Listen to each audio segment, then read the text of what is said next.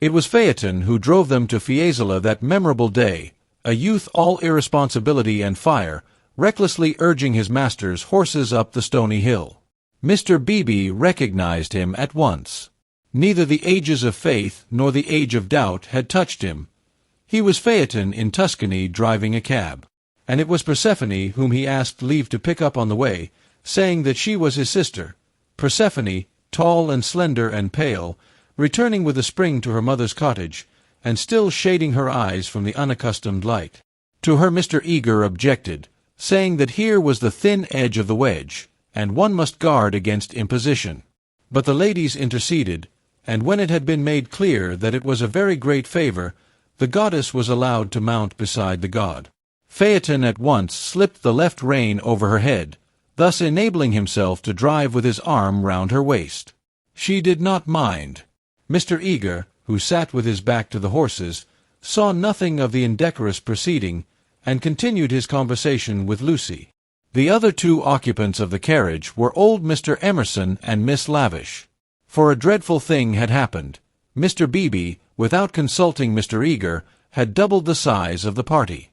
And though Miss Bartlett and Miss Lavish had planned all the morning how the people were to sit, at the critical moment when the carriages came round they lost their heads, and Miss Lavish got in with Lucy, while Miss Bartlett, with George Emerson and Mr. Beebe, followed on behind. It was hard on the poor chaplain to have his party carry thus transformed. Tea at a Renaissance villa, if he had ever meditated it, was now impossible. Lucy and Miss Bartlett had a certain style about them, and Mr. Beebe, though unreliable, was a man of parts. But a shoddy lady writer and a journalist who had murdered his wife in the sight of God, they should enter no villa at his introduction. Lucy, elegantly dressed in white, sat erect and nervous amid these explosive ingredients, attentive to Mr. Eager, repressive towards Miss Lavish, watchful of old Mr. Emerson, hitherto fortunately asleep, thanks to a heavy lunch and the drowsy atmosphere of spring. She looked on the expedition as the work of fate. But for it she would have avoided George Emerson successfully. In an open manner he had shown that he wished to continue their intimacy. She had refused, not because she disliked him, but because she did not know what had happened, and suspected that he did know. And this frightened her. For the real event, whatever it was, had taken place, not in the loggia, but by the river. To behave wildly at the sight of death is pardonable, but to discuss it afterwards, to pass from discussion into silence, and through silence into sympathy, that is an error, not of a startled emotion, but of the whole fabric. There was really something blameworthy, she thought, in their joint contemplation of the shadowy stream, in the common impulse which had turned them to the house without the passing of a look or word. This sense of wickedness had been slight at first. She had nearly joined the party to the Torre del Gallo. But each time that she avoided George it became more imperative that she should avoid him again. And now celestial irony, working through her cousin and two clergymen, did not suffer her to leave Florence till she had made this expedition with him through the hills. Meanwhile Mr. Eager held her in civil converse. Their little tiff was over. "So, Miss Honeychurch, you are traveling? As a student of art?" "Oh, dear me, no, oh, no." "Perhaps as a student of human nature," interposed Miss Lavish, "like myself." "Oh, no. I am here as a tourist." "Oh, indeed," said Mr. Eager. "Are you indeed? If you will not think me rude, we residents sometimes pity you poor tourists not a little, handed about like a parcel of goods from Venice to Florence, from Florence to Rome, living herded together in pensions or hotels, quite unconscious of anything that is outside Baedeker, their one anxiety to get done or through and go on somewhere else. The result is, they mix up towns, rivers, palaces in one inextricable whirl. You know the American girl in Punch who says, "Say, Papa, what did we see at Rome?" And the father replies, "Why, guess Rome was the place where we saw the yaller dog." There's traveling for you. Ah. "I quite agree," said Miss Lavish, who had several times tried to interrupt his mordant wit. "The narrowness and superficiality of the Anglo-Saxon tourist is nothing less than a menace." "Quite so. Now, the English colony at Florence, Miss Honeychurch, and it is of considerable size, though, of course, not all equally. A few are here for trade, for example. But the greater part are students. Lady Helen Laverstock is at present busy over Fra Angelico. I mention her name because we are passing her villa on the left. No, you can only see it if you stand. No, do not stand. You will fall. She is very proud of that thick hedge. Inside, perfect seclusion. One might have gone back 600 years. Some critics believe that her garden was the scene of the Decameron, which lends it an additional interest, does it not? It does indeed, cried Miss Lavish. Tell me, where do they place the scene of that wonderful seventh day? But Mr. Eager proceeded to tell Miss Honeychurch that on the right lived Mr. Someone-something, an American of the best type, so rare, and that the somebody else's were farther down the hill. Doubtless you know her monographs in the series of Medieval Byways? He is working at Gemistus Pletho.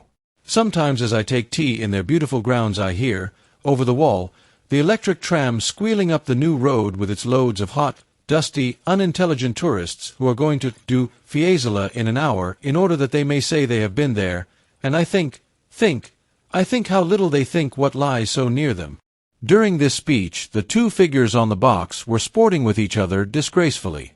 Lucy had a spasm of envy. Granted that they wished to misbehave, it was pleasant for them to be able to do so. They were probably the only people enjoying the expedition. The carriage swept with agonizing jolts up through the piazza of Fiesole and into the Settignano road. "Piano! Piano!" said Mr. Eager, elegantly waving his hand over his head. "Via bene, signore, va bene," crooned the driver, and whipped his horses up again. Now Mr. Eager and Miss Lavish began to talk against each other on the subject of Alessio Baldovinetti. Was he a cause of the Renaissance, or was he one of its manifestations?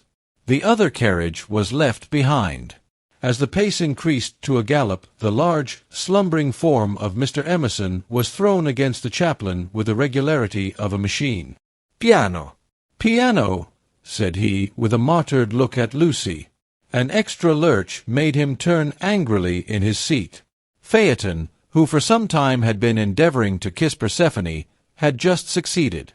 A little scene ensued, which, as Miss Bartlett said afterwards, was most unpleasant. The horses were stopped, the lovers were ordered to disentangle themselves, the boy was to lose his pourboire, the girl was immediately to get down. "She is my sister," said he.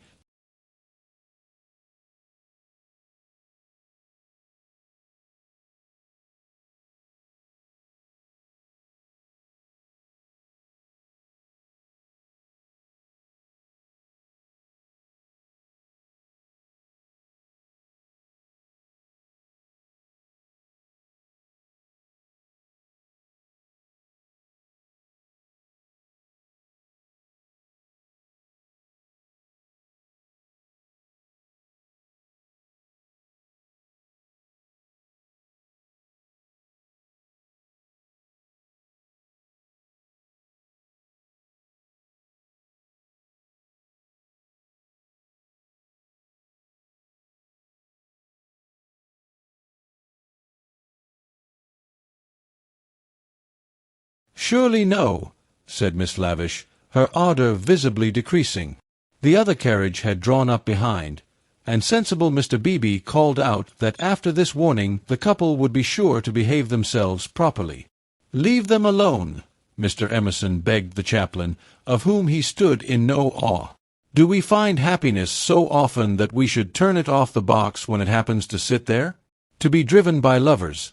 A king might envy us, and if we part them it's more like sacrilege than anything I know." Here the voice of Miss Bartlett was heard saying that a crowd had begun to collect. Mr. Eager, who suffered from an overfluent tongue rather than a resolute will, was determined to make himself heard. He addressed the driver again. Italian in the mouth of Italians is a deep-voiced stream, with unexpected cataracts and boulders to preserve it from monotony. In Mr. Eager's mouth it resembled nothing so much as an acid whistling fountain which played ever higher and higher, and quicker, and more shrilly, till abruptly it was turned off with a click. "Signorina," said the man to Lucy, when the display had ceased. Why should he appeal to Lucy? "Signorina," echoed Persephone in her glorious contralto. She pointed at the other carriage. "Why?" For a moment the two girls looked at each other. Then Persephone got down from the box. "Victory at last," said Mr. Eager, smiting his hands together as the carriages started again. "It is not victory," said Mr. Emerson. "It is defeat. You have parted two people who were happy." Mr. Eager shut his eyes.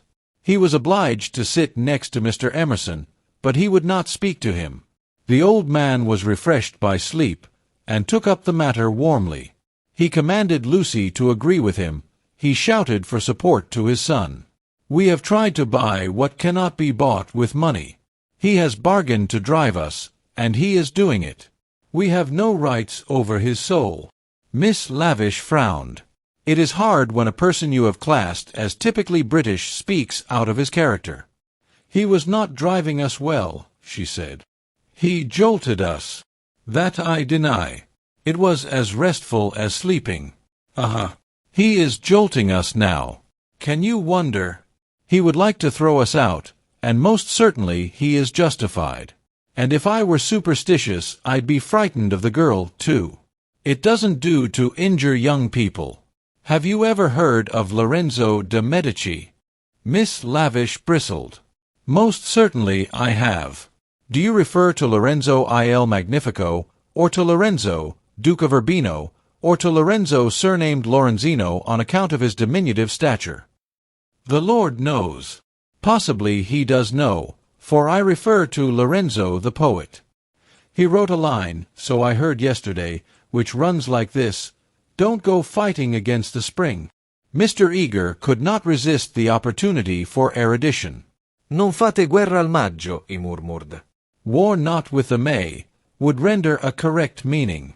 "The point is, we have warred with it. Look." He pointed to the Val di Arno, which was visible far below them, through the budding trees. 50 miles of spring, and we've come up to admire them. Do you suppose there's any difference between spring in nature and spring in man? But there we go, praising the one and condemning the other as improper, ashamed that the same laws work eternally through both. No one encouraged him to talk. Presently Mr. Eager gave a signal for the carriages to stop and marshaled the party for their ramble on the hill. A hollow like a great amphitheatre, full of terraced steps and misty olives, now lay between them and the heights of Fiesole, and the road, still following its curve, was about to sweep on to a promontory which stood out in the plain. It was this promontory, uncultivated, wet, covered with bushes and occasional trees, which had caught the fancy of Alessio Baldovinetti nearly 500 years before. He had ascended it, that diligent and rather obscure master, possibly with an eye to business, possibly for the joy of ascending. Standing there, he had seen that view of the Val di Arno and distant Florence, which he afterwards had introduced not very effectively into his work. But where exactly had he stood? That was the question which Mr. Eager hoped to solve now. And Miss Lavish, whose nature was attracted by anything problematical, had become equally enthusiastic. But it is not easy to carry the pictures of Alessio Baldovinetti in your head, even if you have remembered to look at them before starting. And the haze in the valley increased the difficulty of the quest. The party sprang about from tuft to tuft of grass, their anxiety to keep together being only equaled by their desire to go different directions. Finally they split into groups. Lucy clung to Miss Bartlett and Miss Lavish. The Emersons returned to hold laborious converse with the drivers, while the two clergymen, who were expected to have topics in common, were left to each other. The two elder ladies soon threw off the mask. In the audible whisper that was now so familiar to Lucy they began to discuss, not Alessio Baldovinetti, but the drive. Miss Bartlett had asked Mr. George Emerson what his profession was, and he had answered, the railway. She was very sorry that she had asked him. She had no idea that it would be such a dreadful answer, or she would not have asked him. Mr. Beebe had turned the conversation so cleverly, and she hoped that the young man was not very much hurt at her asking him. "The railway," gasped Miss Lavish. "Oh, but I shall die." Of course it was the railway. She could not control her mirth. "He is the image of a porter on the Southeastern." "Eleanor, be quiet," plucking at her vivacious companion. "Hush. They'll hear. The Emersons. I can't stop. Let me go my wicked way." Apportez. "Eleanor." "I'm sure it's all right," put in Lucy. "The Emersons won't hear, and they wouldn't mind if they did." Miss Lavish did not seem pleased at this. "Miss Honeychurch listening," she said rather crossly. "Poof! Woof! You naughty girl! Go away! Oh, Lucy, you ought to be with Mr. Eager, I'm sure. I can't find them now, and I don't want to either. Mr. Eager will be offended. It is your party. Please, I'd rather stop here with you." "No, I agree," said Miss Lavish. "It's like a school feast. The boys have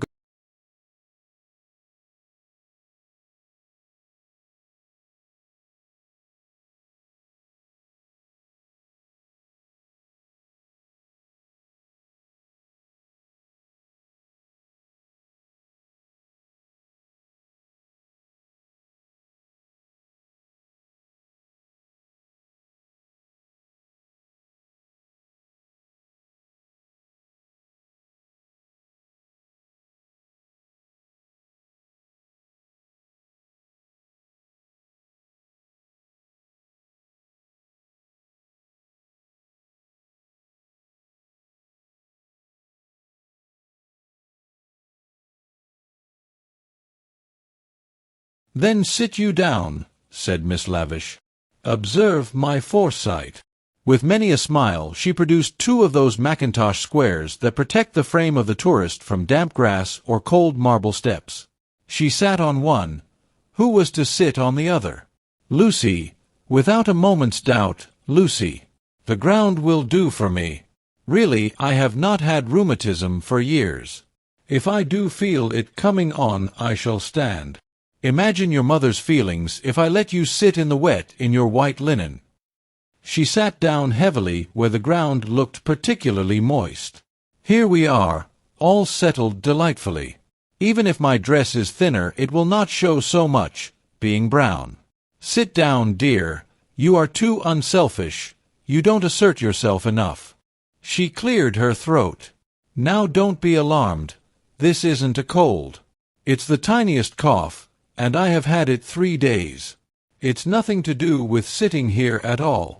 There was only one way of treating the situation."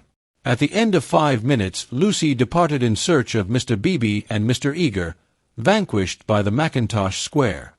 She addressed herself to the drivers, who were sprawling in the carriages, perfuming the cushions with cigars. The miscreant, a bony young man scorched black by the sun, rose to greet her with the courtesy of a host and the assurance of a relative. "Dove," said Lucy after much anxious thought. His face lit up. Of course he knew where. Not so far either. His arm swept 3/4 of the horizon. He should just think he did know where. He pressed his fingertips to his forehead and then pushed them towards her, as if oozing with visible extract of knowledge. More seemed necessary. What was the Italian for clergyman? "Dove buoni uomini," said she at last. "Good. Scarcely the adjective for those noble beings." He showed her his cigar.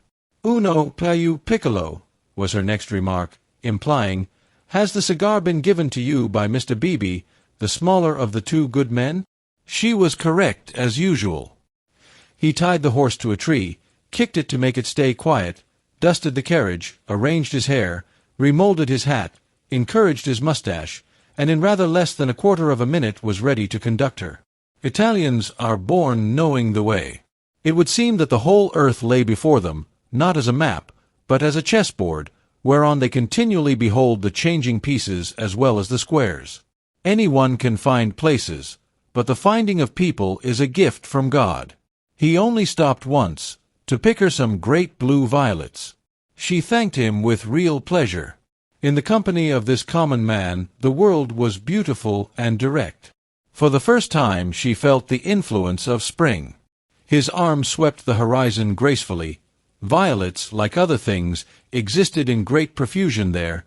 Would she like to see them? Ma buoni uomini. He bowed. Certainly. Good men first, violets afterwards. They proceeded briskly through the undergrowth, which became thicker and thicker. They were nearing the edge of the promontory, and the view was stealing round them, but the brown network of the bushes shattered it into countless pieces. He was occupied in his cigar, and in holding back the pliant boughs. She was rejoicing in her escape from dullness. Not a step, not a twig, was unimportant to her. What is that? There was a voice in the wood, in the distance behind them. The voice of Mr. Eager? He shrugged his shoulders.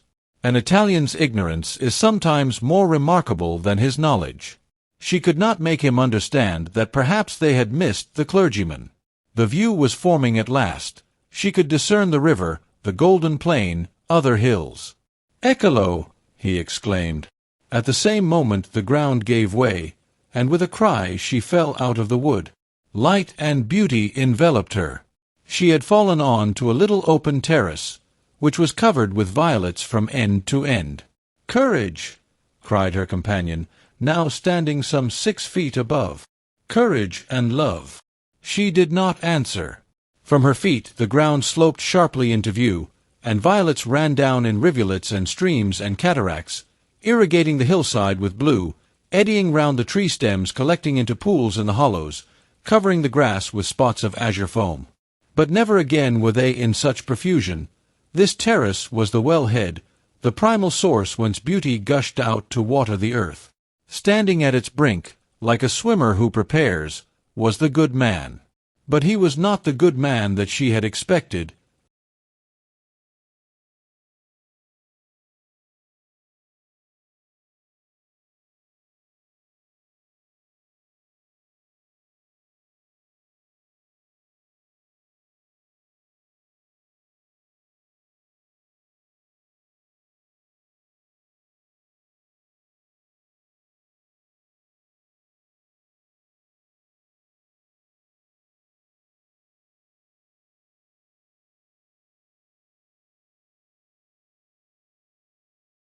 Chapter 7.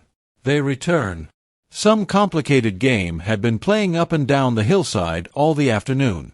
What it was, and exactly how the players had sided, Lucy was slow to discover. Mr. Eager had met them with a questioning eye. Charlotte had repulsed him with much small talk. Mr. Emerson, seeking his son, was told whereabouts to find him. Mr. Beebe, who wore the heated aspect of a neutral, was bidden to collect the factions for the return home. There was a general sense of groping and bewilderment. Pan had been amongst them, not the great god Pan, who has been buried these 2,000 years, but the little god Pan, who presides over social contretemps and unsuccessful picnics. Mr. Beebe had lost everyone, and had consumed in solitude the tea-basket which he had brought up as a pleasant surprise. Miss Lavish had lost Miss Bartlett. Lucy had lost Mr. Eager. Mr. Emerson had lost George. Miss Bartlett had lost a Mackintosh square. Phaeton had lost the game. That last fact was undeniable. He climbed on to the box shivering, with his collar up, prophesying the swift approach of bad weather. "Let us go immediately," he told them. "The signorino will walk. All the way." "He will be ours," said Mr. Beebe. "Apparently. I told him it was unwise. He would look no one in the face. Perhaps defeat was particularly mortifying for him. He alone had played skillfully, using the whole of his instinct, while the others had used scraps of their intelligence. He alone had divined what things were, and what he wished them to be. He alone had interpreted the message that Lucy had received 5 days before from the lips of a dying man. Persephone, who spends half her life in the grave, she could interpret it also. Not so these English. They gain knowledge slowly, and perhaps too late. The thoughts of a cab driver, however just, seldom affect the lives of his employers. He was the most competent of Miss Bartlett's opponents, but infinitely the least dangerous. Once back in the town, he and his insight and his knowledge would trouble English ladies no more. Of course, it was most unpleasant. She had seen his black head in the bushes. He might make a tavern story out of it. But after all, what have we to do with taverns? Real menace belongs to the drawing-room. It was of drawing-room people that Miss Bartlett thought as she journeyed downwards towards the fading sun. Lucy sat beside her. Mr. Eager sat opposite, trying to catch her eye. He was vaguely suspicious. They spoke of Alessio Baldovinetti. Rain and darkness came on together. The two ladies huddled together under an inadequate parasol. There was a lightning flash, and Miss Lavish, who was nervous, screamed from the carriage in front. At the next flash, Lucy screamed also. Mr. Eager addressed her professionally. "Courage, Miss Honeychurch, courage and faith. If I might say so, there is something almost blasphemous in this horror of the elements. Are we seriously to suppose that all these clouds, all this immense electrical display, is simply called into existence to extinguish you or me? No, of course. Even from the scientific standpoint, the chances against our being struck are enormous. The steel knives, the only articles which might attract the current, are in the other carriage. And, in any case, we are infinitely safer than if we were walking. Courage, courage and faith." Under the rug, Lucy felt the kindly pressure of her cousin's hand. At times our need for a sympathetic gesture is so great that we care not what exactly it signifies or how much we may have to pay for it afterwards. Miss Bartlett, by this timely exercise of her muscles, gained more than she would have got in hours of preaching or cross-examination. She renewed it when the two carriages stopped, half into Florence. "Mr. Eager," called Mr. Beebe, "we want your assistance. Will you interpret for us?" "George," cried Mr. Emerson, "ask your driver which way George went. The boy may lose his way. He may be killed." "Go, Mr. Eager," said Miss Bartlett. "Don't ask our driver. Our driver is no help. Go and support poor Mr. Beebe. He is nearly demented." "He may be killed," cried the old man. "He may be killed."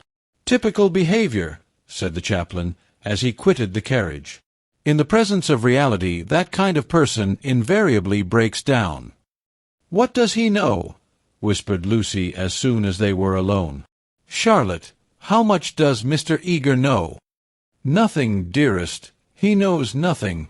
But," she pointed at the driver, "he knows everything. Dearest, had we better? Shall I?" She took out her purse. "It is dreadful to be entangled with low-class people."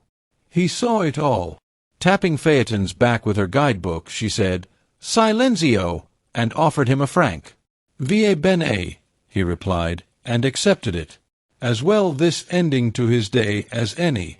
But Lucy, a mortal maid, was disappointed in him. There was an explosion up the road. The storm had struck the overhead wire of the tram line, and one of the great supports had fallen. If they had not stopped, perhaps they might have been hurt.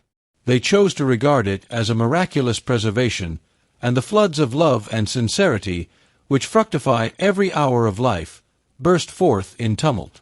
They descended from the carriages. They embraced each other.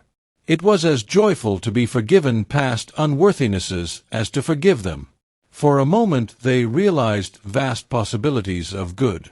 The older people recovered quickly.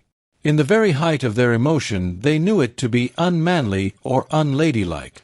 Miss Lavish calculated that, even if they had continued, they would not have been caught in the accident.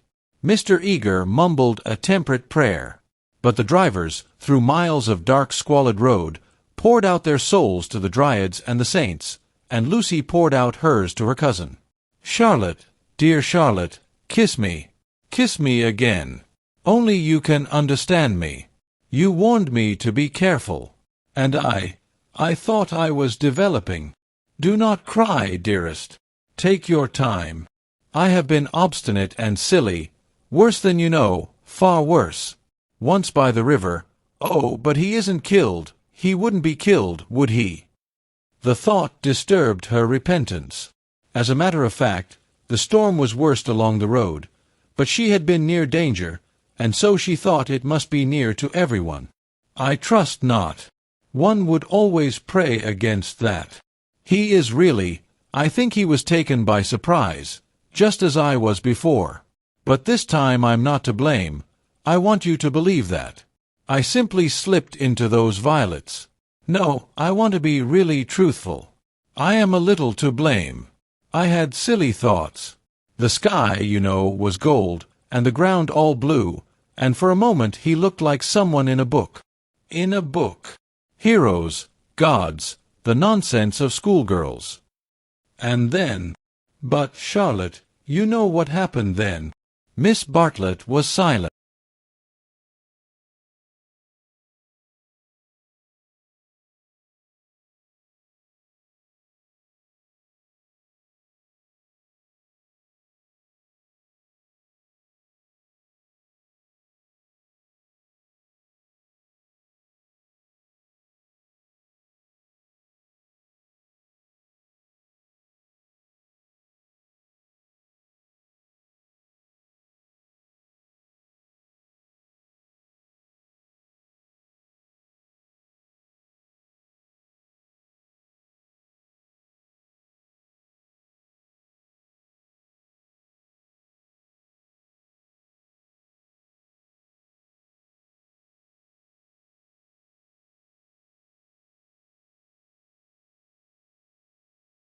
The luxury of self-exposure kept her almost happy through the long evening.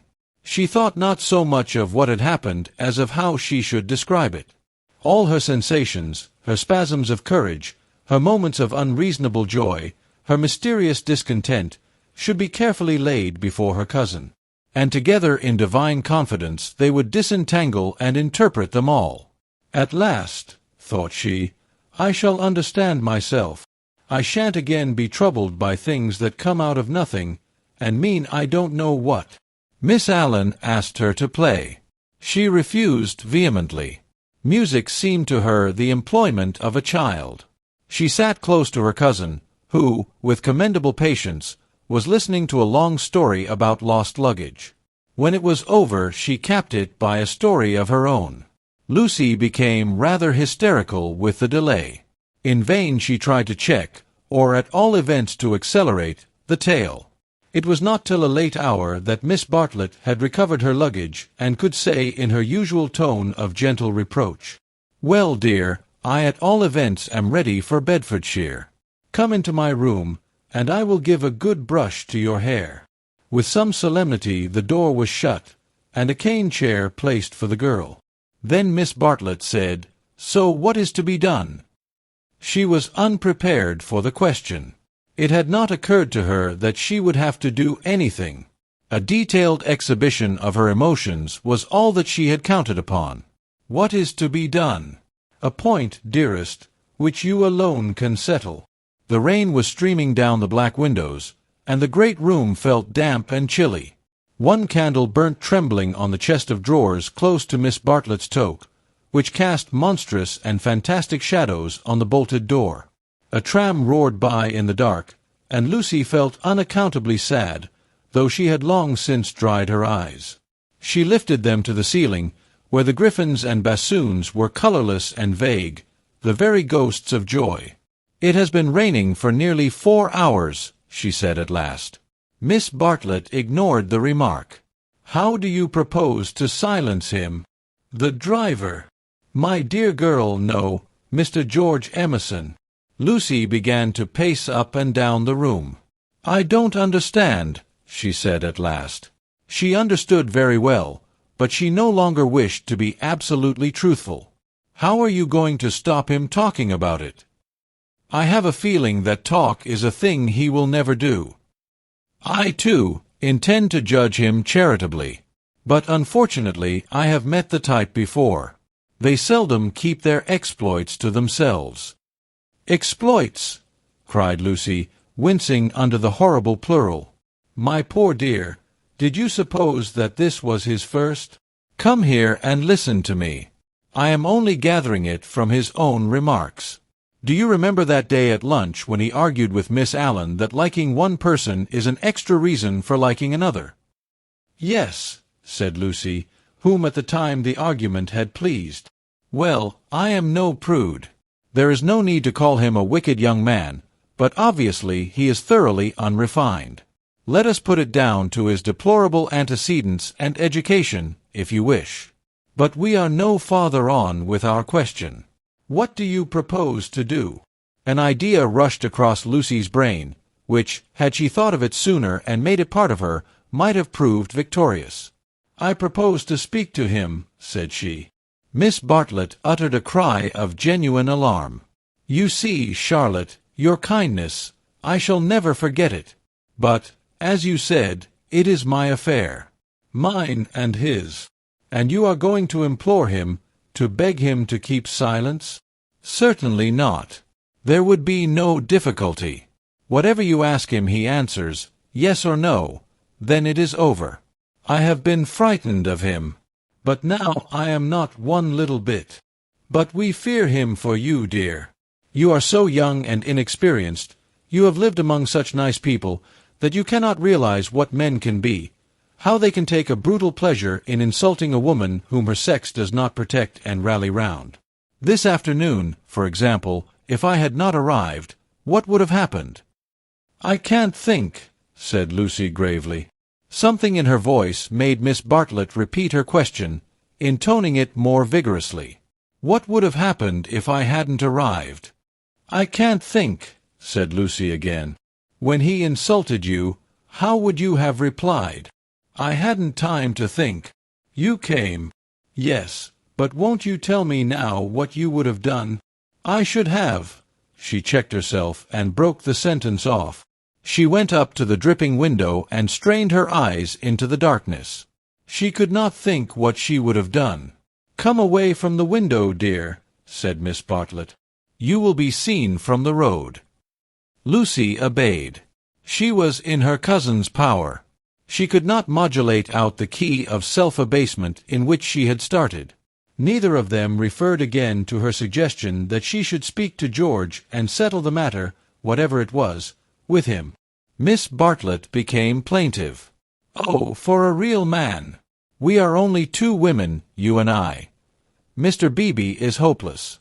There is Mr. Eager, but you do not trust him. Oh, for your brother! He is young, but I know that his sister's insult would rouse in him a very lion. Thank God, chivalry is not yet dead. There are still left some men who can reverence woman. As she spoke, she pulled off her rings, of which she wore several, and ranged them upon the pin-cushion. Then she blew into her gloves and said, It will be a push to catch the morning train, but we must try. What train? The train to Rome. She looked at her gloves critically. The girl received the announcement as easily as it had been given. When does the train to Rome go? At 8. Signora Bertolini would be upset.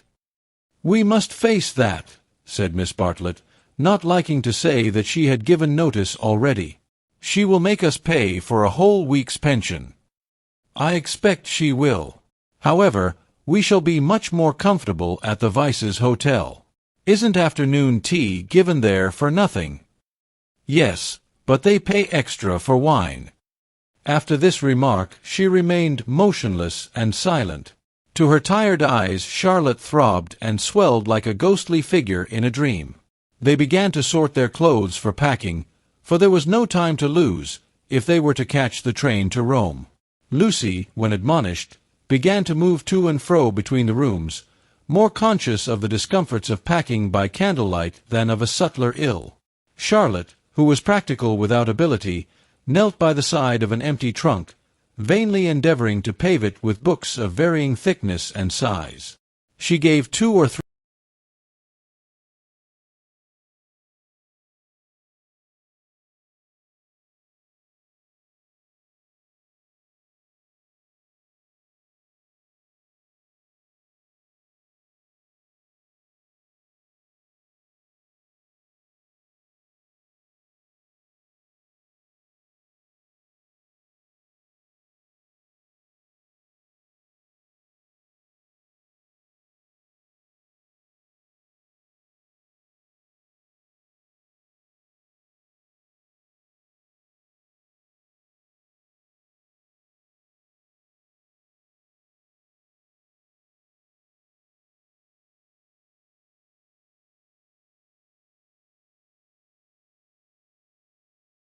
Lucy was on her guard at once, knowing by bitter experience what forgiving Miss Bartlett meant. Her emotion relaxed, she modified her embrace a little, and she said, "Charlotte dear, what do you mean? As if I have anything to forgive. You have a great deal, and I have a very great deal to forgive myself, too. I know well how much I vex you at every turn. But no." Miss Bartlett assumed her favorite role, that of the prematurely aged martyr. "Ah, but yes. I feel that our tour together is hardly the success I had hoped. I might have known it would not do. You want someone younger and stronger and more in sympathy with you. I am too uninteresting and old-fashioned, only fit to pack and unpack your things. Please. My only consolation was that you found people more to your taste, and were often able to leave me at home. I had my own poor ideas of what a lady ought to do, but I hope I did not inflict them on you more than was necessary. You had your own way about these rooms, at all events." "You mustn't say these things," said Lucy softly.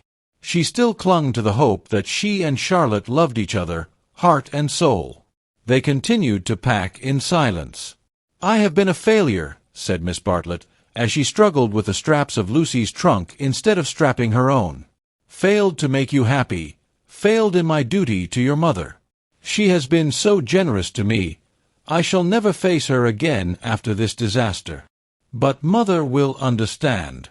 It is not your fault, this trouble, and it isn't a disaster either. It is my fault, it is a disaster.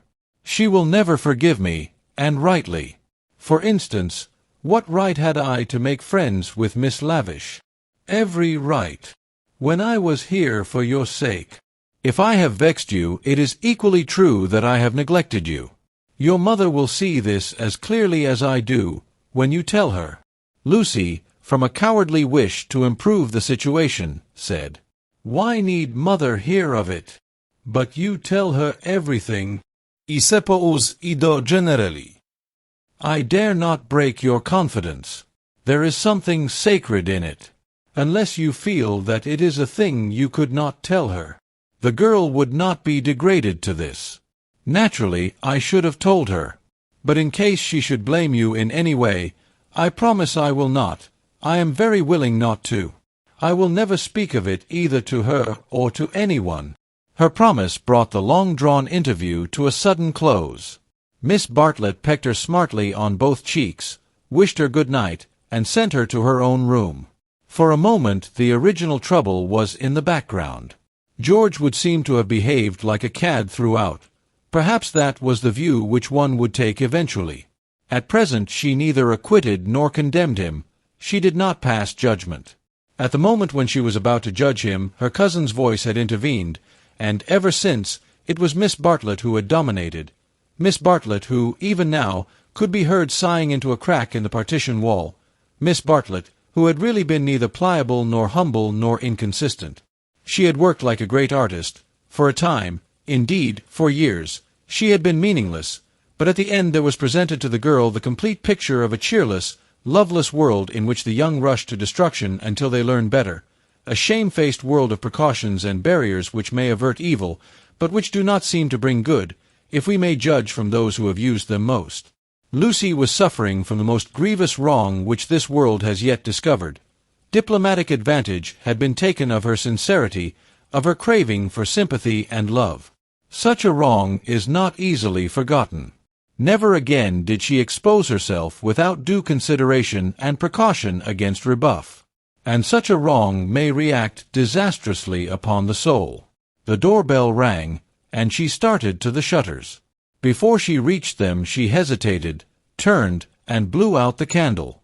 Thus it was that, though she saw someone standing in the wet below, he, though he looked up, did not see her. To reach his room he had to go by hers. She was still dressed. It struck her that she might slip into the passage and just say that she would be gone before he was up, and that their extraordinary intercourse was over. Whether she would have dared to do this was never proved. At the critical moment Miss Bartlett opened her own door, and her voice said, "I wish one word with you in the drawing-room, Mr. Emerson, please." Soon their footsteps returned, and Miss Bartlett said, "Good night, Mr. Emerson." His heavy, tired breathing was the only reply. The chaperone had done her work. Lucy cried aloud, "It isn't true. It can't all be true. I want not to be muddled. I want to grow older quickly." Miss Bartlett tapped on the wall. "Go to bed at once, dear. You need all the rest you can get." In the morning they left for Rome. Chapter 8. Medieval. The drawing-room curtains at Windy Corner had been pulled to meet, for the carpet was new and deserved protection from the August sun. They were heavy curtains, reaching almost to the ground, and the light that filtered through them was subdued and varied.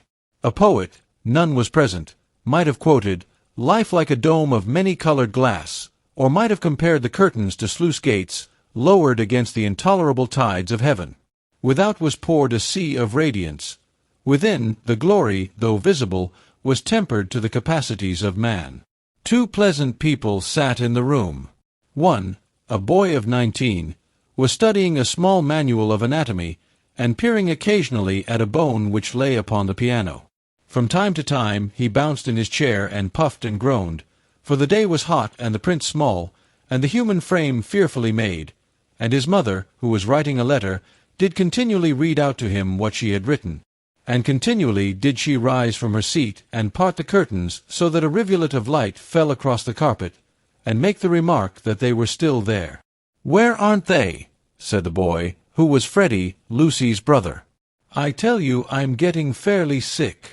"For goodness' sake, go out of my drawing-room, then," cried Mrs. Honeychurch, who hoped to cure her children of slang by taking it literally. Freddie did not move or reply. "I think things are coming to a head," she observed, rather wanting her son's opinion on the situation if she could obtain it without undue supplication. "Time they did. I am glad that Cecil is asking."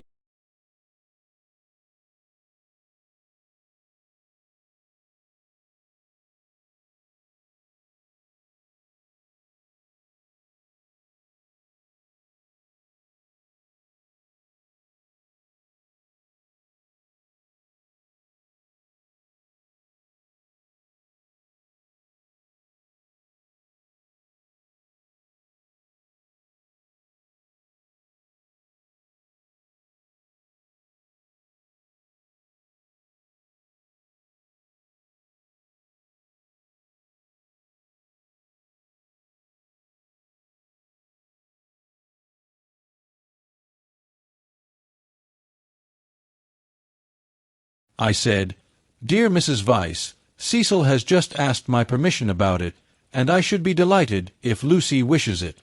But—" she stopped reading. "I was rather amused at Cecil asking my permission at all.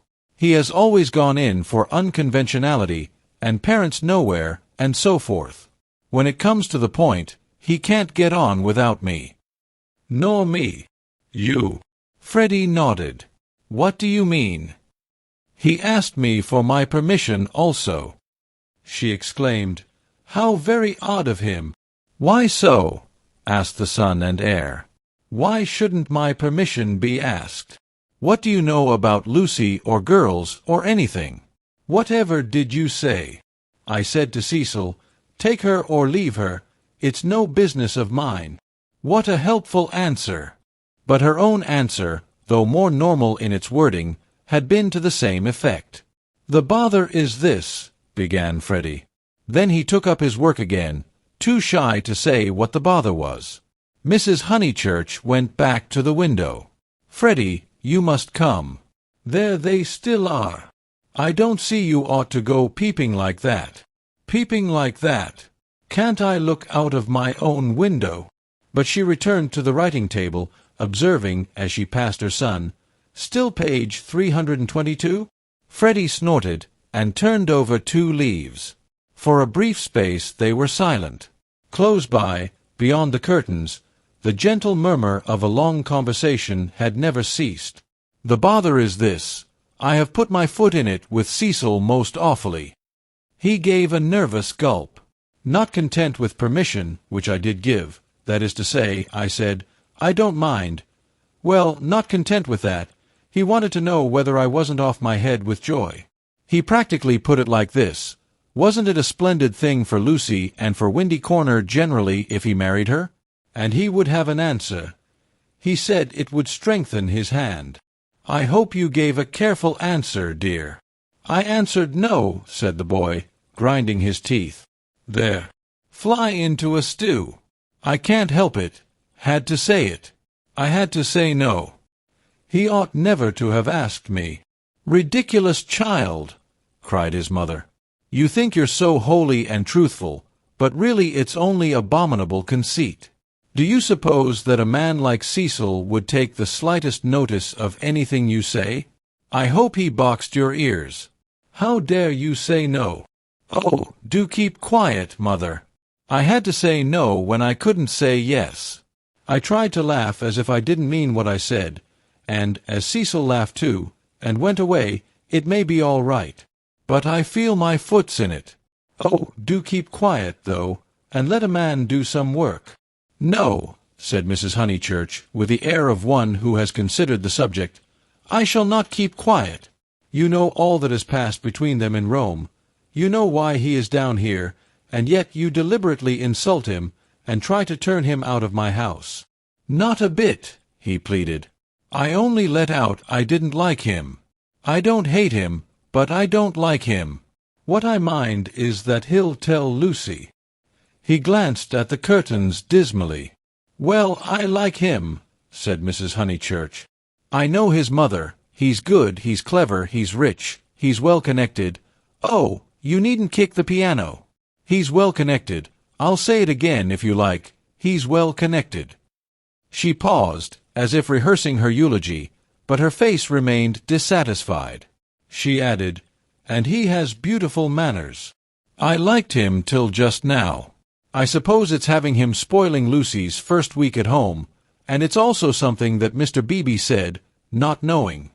Mr. Beebe, said his mother, trying to conceal her interest. I don't see how Mr. Beebe comes in.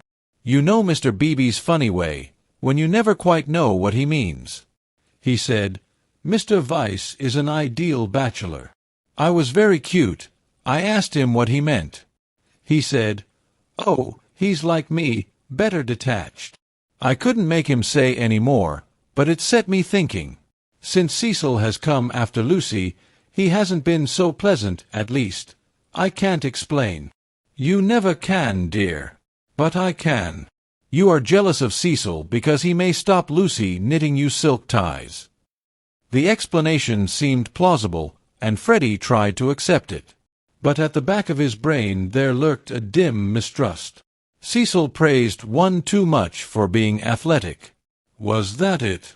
Cecil made one talk in one's own way. This tired one. Was that it? And Cecil was the kind of fellow who would never wear another fellow's cap. Unaware of his own profundity, Freddie checked himself. He must be jealous, or he would not dislike a man for such foolish reasons. Will this do? Called his mother. Dear Mrs. Vyse, Cecil has just asked my permission about it, and I should be delighted if Lucy wishes it. Then I put in at the top, and I have told Lucy so. I must write the letter out again, and I have told Lucy so. But Lucy seems very uncertain, and in these days young people must decide for themselves. I said that because I didn't want Mrs. Vyse to think us old-fashioned. She goes in for lectures and improving her mind, and all the time a thick layer of flue under the beds, and the maid's dirty thumb marks where you turn on the electric light. She keeps that flat abominably. Suppose Lucy marries Cecil, would she live in a flat, or in the country? Don't interrupt so foolishly. Where was I? Oh yes, young people must decide for themselves.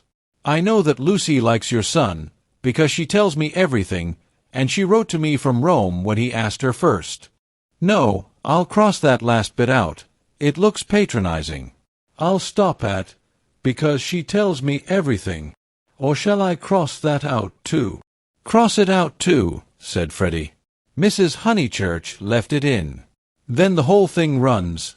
Dear Mrs. Vyse, Cecil has just asked my permission about it, and I should be delighted if Lucy wishes it, and I have told Lucy so. But Lucy seems very uncertain, and in these days young people must decide for themselves. I know that Lucy likes your son, because she tells me everything. But I do not know. Look out! Cried Freddie. The curtains parted. Cecil's first movement was one of irritation. He couldn't bear the Honeychurch habit of sitting in the dark to save the furniture. Instinctively he gave the curtains a twitch, and sent them swinging down their poles. Light entered.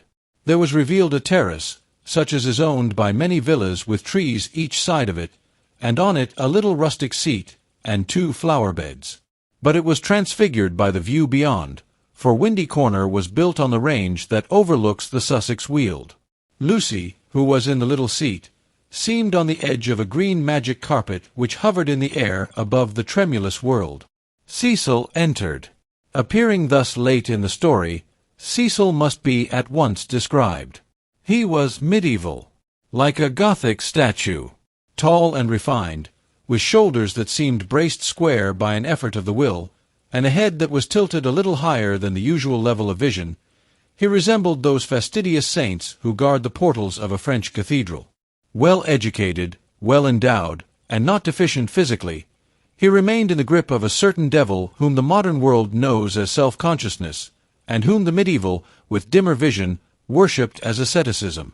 A Gothic statue implies celibacy, just as a Greek statue implies fruition, and perhaps this was what Mr. Beebe meant. And Freddie, who ignored history and art, perhaps meant the same when he failed to imagine Cecil wearing another fellow's cap. Mrs. Honeychurch left her letter on the writing-table and moved towards her young acquaintance. "Oh, Cecil!" she exclaimed. "Oh, Cecil, do tell me!" "I promise I sposi," said he. They stared at him anxiously. "She has accepted me," he said, and the sound of the thing in English made him flush and smile with pleasure and look more human. "I am so glad," said Mrs. Honeychurch, while Freddie proffered a hand that was yellow with chemicals. They wished that they also knew Italian, for our phrases of approval and of amazement are so connected with little occasions that we fear to use them on great ones. We are obliged to become vaguely poetic, or to take refuge in scriptural reminiscences.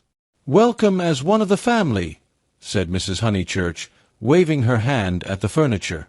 "This is indeed a joyous day. I feel sure that you will make our dear Lucy happy."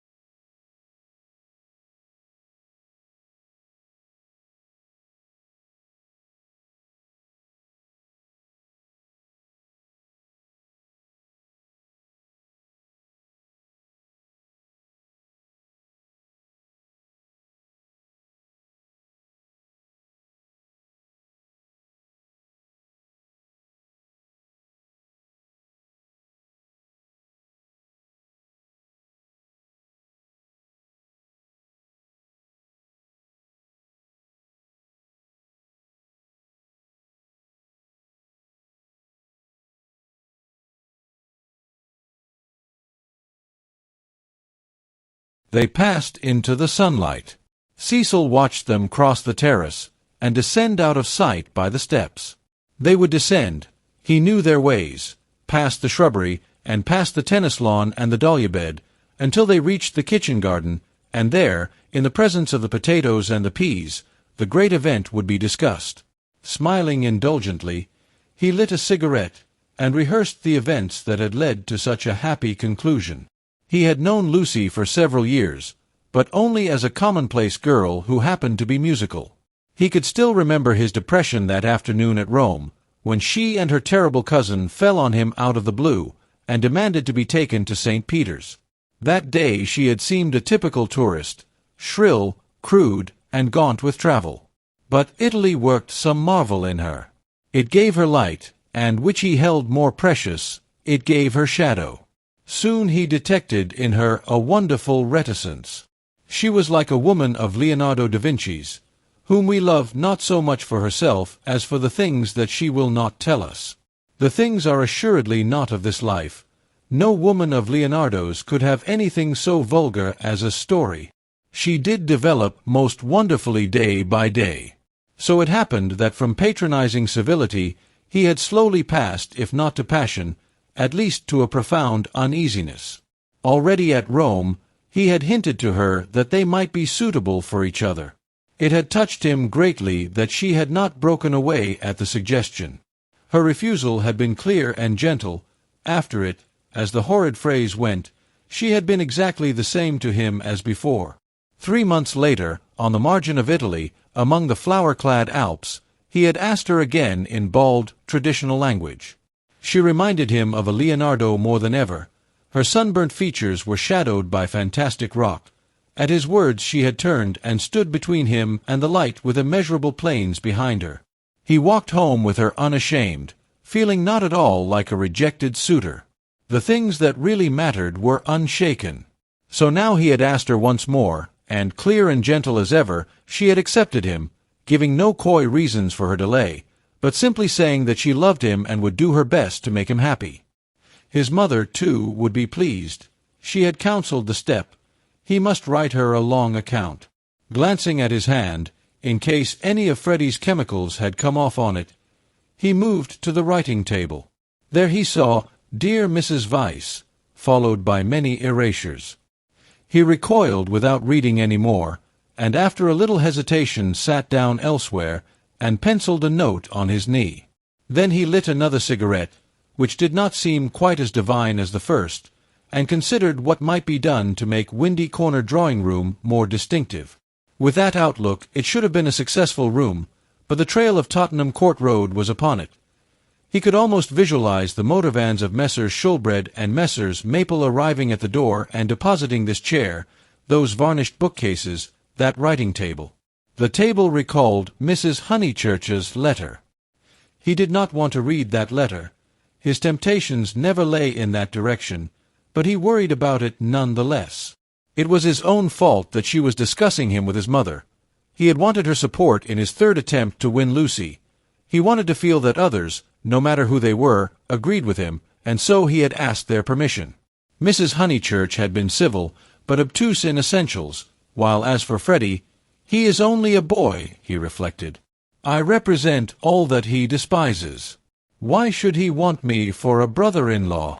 The Honeychurches were a worthy family, but he began to realize that Lucy was of another clay, and perhaps, he did not put it very definitely, he ought to introduce her into more congenial circles as soon as possible. "Mr. Beebe," said the maid, and the new rector of Summer Street was shown in. He had at once started on friendly relations, owing to Lucy's praise of him in her letters from Florence. Cecil greeted him rather critically. "I've come for tea, Mr. Weiss. Do you suppose that I shall get it?" "I should say so. Food is the thing one does get here. Don't sit in that chair. Young Honeychurch has left a bone in it." "Pfui." "I know," said Cecil. "I know. I can't think why Mrs. Honeychurch allows it." For Cecil considered the bone and the Maples furniture separately. He did not realize that, taken together, they kindled the room into the life that he desired. "I've come for tea and for gossip. Isn't this news?" "News?" "I don't understand you," said Cecil. "News." Mr. Beebe, whose news was of a very different nature, prattled forward. "I met Sir Harry Otway as I came up. I have every reason to hope that I am first in the field. He has bought Sissy and Albert from Mr. Flack." "Has he indeed?" said Cecil, trying to recover himself. Into what a grotesque mistake had he fallen! Was it likely that a clergyman and a gentleman would refer to his engagement in a manner so flippant? But his stiffness remained, and though he asked who Sissy and Albert might be, he still thought Mr. Beebe rather a bounder. Unpardonable question! To have stopped a week at Windy Corner and not to have met Sissy and Albert, the semi-detached villas that have been run up opposite the church. "I'll set Mrs. Honeychurch after you." "I'm shockingly stupid over local affairs," said the young man languidly. I can't even remember the difference between a parish council and a local government board. Perhaps there is no difference, or perhaps those aren't the right names. I only go into the country to see my friends and to enjoy the scenery.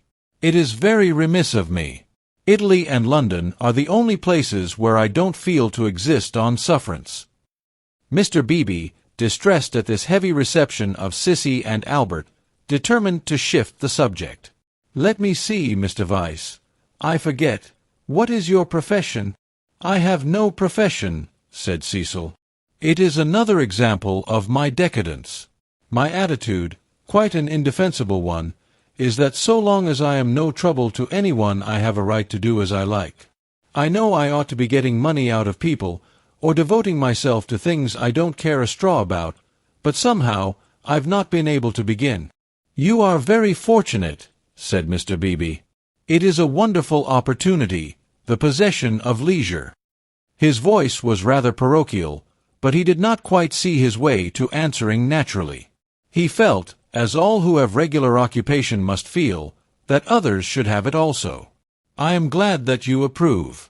I daren't face the healthy person, for example, Freddie Honeychurch." "Oh, Freddie's a good sort, isn't he?" "Admirable. The sort who has made England what she is." Cecil wondered at himself. Why, on this day of all others, was he so hopelessly contrary? He tried to get right by inquiring effusively after Mr. Beebe's mother, an old lady for whom he had no particular regard. Then he flattered the clergyman, praised his liberal-mindedness, his enlightened attitude towards philosophy and science. "Where are the others?" said Mr. Beebe at last. "I insist on extracting tea before evening service. I suppose, and never told them you were..."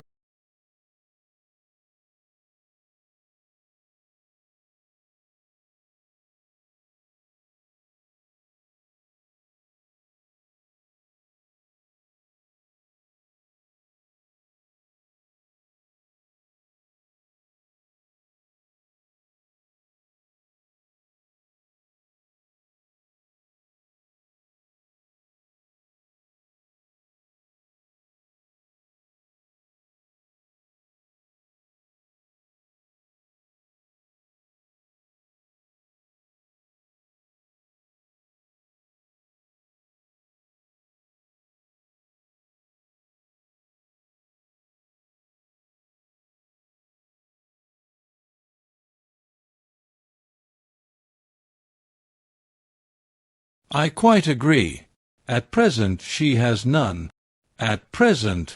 I'm not cynical. I'm only thinking of my pet theory about Miss Honeychurch. Does it seem reasonable that she should play so wonderfully and live so quietly? I suspect that one day she will be wonderful in both. The watertight compartments in her will break down, and music and life will mingle. Then we shall have her heroically good, heroically bad, too heroic, perhaps, to be good or bad." Cecil found his companion interesting. "And at present you think her not wonderful as far as life goes?" "Well, I must say I've only seen her at Tunbridge Wells, where she was not wonderful, and at Florence. Since I came to Summer Street she has been away. You saw her, didn't you, at Rome and in the Alps?" "Oh, I forgot. Of course, you knew her before." "No, she wasn't wonderful in Florence either, but I kept on expecting that she would be." "In what way?" Conversation had become agreeable to them, and they were pacing up and down the terrace. "I could as easily tell you what tune she'll play next." There was simply the sense that she had found wings, and meant to use them. "I can show you a beautiful picture in my Italian diary. Miss Honeychurch as a kite, Miss Bartlett holding the string. Picture number 2, the string breaks." The sketch was in his diary, but it had been made afterwards, when he viewed things artistically. At the time he had given surreptitious tugs to the string himself. But the string never broke. No. I mightn't have seen Miss Honeychurch rise, but I should certainly have heard Miss Bartlett fall. "It has broken now," said the young man in low, vibrating tones.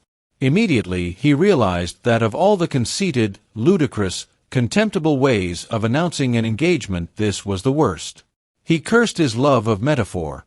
Had he suggested that he was a star and that Lucy was soaring up to reach him? Broken. What do you mean? I meant, said Cecil stiffly, that she is going to marry me. The clergyman was conscious of some bitter disappointment which he could not keep out of his voice. I am sorry. I must apologize. I had no idea you were intimate with her, or I should never have talked in this flippant, superficial way. Mr. Vyse, you ought to have stopped me. And down the garden he saw Lucy herself. Yes, he was disappointed. Cecil, who naturally preferred congratulations to apologies, drew down his mouth at the corners.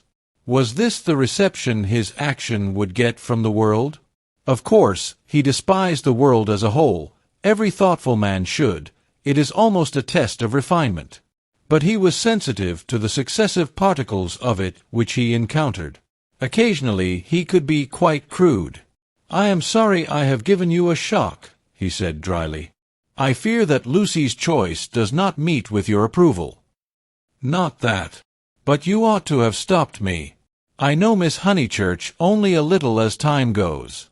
Perhaps I oughtn't to have discussed her so freely with anyone, certainly not with you.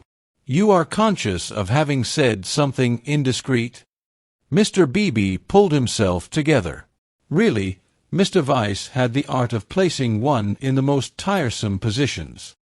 He was driven to use the prerogatives of his profession. No, I have said nothing indiscreet. I foresaw at Florence that her quiet, uneventful childhood must end, and it has ended. I realized dimly enough that she might take some momentous step. She has taken it. She has learnt. You will let me talk freely, as I have begun freely. She has learnt what it is to love. The greatest lesson, some people will tell you, that our earthly life provides. It was now time for him to wave his hat at the approaching trio. He did not omit to do so. She has learnt through you, and if his voice was still clerical, it was now also sincere. Let it be your care that her knowledge is profitable to her. Grazie tante, said Cecil, who did not like parsons. Have you heard? Shouted Mrs. Honeychurch as she toiled up the sloping garden. Oh, Mr. Beebe, have you heard the news? Freddie, now full of geniality, whistled the wedding march. Youth seldom criticizes the accomplished fact. Indeed I have, he cried. He looked at Lucy. In her presence he could not act the parson any longer, at all events not without apology. Mrs. Honeychurch, I'm going to do what I am always supposed to do, but generally I'm too shy. I want to invoke every kind of blessing on them, grave and gay, great and small. I want them all their lives to be supremely good and supremely happy as husband and wife, as father and mother. And now I want my tea. You only asked for it just in time, the lady retorted. How dare you be serious at Windy Corner? He took his tone from her. There was no more heavy beneficence, no more attempts to dignify the situation with poetry or the scriptures. None of them dared or was able to be serious any more. An engagement is so potent a thing that sooner or later it reduces all who speak of it to this state of cheerful awe. Away from it, in the solitude of their rooms, Mr. Beebe, and even Freddie, might again be critical. But in its presence, and in the presence of each other, they were sincerely hilarious. It has a strange power, for it compels not only the lips, but the very heart. The chief parallel to compare one great thing with another is the power over us of a temple of some alien creed. Standing outside, we deride or oppose it, or at the most feel sentimental. Inside, though the saints and gods are not ours, we become true believers, in case any true believer should be present. So it was that after the gropings and the misgivings of the afternoon, they pulled themselves together and settled down to a very pleasant tea-party. If they were hypocrites, they did not know it, and their hypocrisy had every chance of setting and of becoming true. And, putting down each plate as if it were a wedding present, stimulated them greatly. They could not lag behind that smile of hers which she gave them ere she kicked the drawing-room door. Mr. Beebe chirruped. Freddie was at his wittiest, referring to Cecil as the fiasco, Family-honored pun on fiancé. Mrs. Honeychurch, amusing and portly, promised well as a mother-in-law. As for Lucy and Cecil, for whom the temple had been built, they also joined in the merry ritual, but waited, as earnest worshippers should, for the disclosure of some holier shrine of joy. A few days after the engagement was announced, Mrs. Honeychurch made Lucy and her fiasco come to a little garden party in the neighborhood, for naturally she wanted to show people that her daughter was marrying a presentable man. Cecil was more than presentable. He looked distinguished, and it was very pleasant to see his slim figure keeping step with Lucy, and his long, fair face responding when Lucy spoke to him. People congratulated Mrs. Honeychurch, which is, I believe, a social blunder, but it pleased her, and she introduced Cecil rather indiscriminately to some stuffy dowagers. At tea a misfortune took place. A cup of coffee was upset over Lucy's figured silk, and though Lucy feigned indifference, her mother feigned nothing of the sort, but dragged her indoors to have the frock treated by a sympathetic maid. They were gone some time, and Cecil was left with the dowagers. When they returned, he was not as pleasant as he had been. "Do you go to much of this sort of thing?" he asked when they were driving home. "Oh, now and then," said Lucy, who had rather enjoyed herself. "Is it typical of country society?" "I suppose so." "Mother, would it be?" "Plenty of society," said Mrs. Honeychurch, who was trying to remember the hang of one of the dresses. Seeing that her thoughts were elsewhere, Cecil bent towards Lucy and said, "To me it seemed perfectly appalling, disastrous, portentous. I am so sorry that you were stranded. Not that, but the congratulations. It is so disgusting, the way an engagement is regarded as public property, a kind of waste place where every outsider may shoot his vulgar sentiment. All those old women smirking. One has to go through it, I suppose. They won't notice us so much next time. But my point is that their whole attitude is wrong. An engagement, horrid word in the first place, is a private matter and should be treated as such. Yet the smirking old women, however wrong individually, were racially correct. The spirit of the generations had smiled through them, rejoicing in the engagement of Cecil and Lucy because it promised the continuance of life on earth. To Cecil and Lucy it promised something quite different, personal love. Hence Cecil's irritation and Lucy's belief that his irritation was just. "How tiresome," she said. "Couldn't you have escaped to tennis?" "I don't play tennis. At least, not in public. The neighborhood is deprived of the romance of me being athletic. Such romance as I have is that of the Inglese Italianato." Inglese italianato. È un diavolo incarnato. You know the proverb. She did not. Nor did it seem applicable to a young man who had spent a quiet winter in Rome with his mother. But Cecil, since his engagement, had taken to effect a cosmopolitan naughtiness which he was far from possessing. "Well," said he, "I cannot help it if they do disapprove of me. There are certain irremovable barriers between myself and them, and I must accept them." "We all have our limitations, I suppose," said wise Lucy. "Sometimes they are forced on us, though," said Cecil, who saw from her remark that she did not quite understand his position. "How?"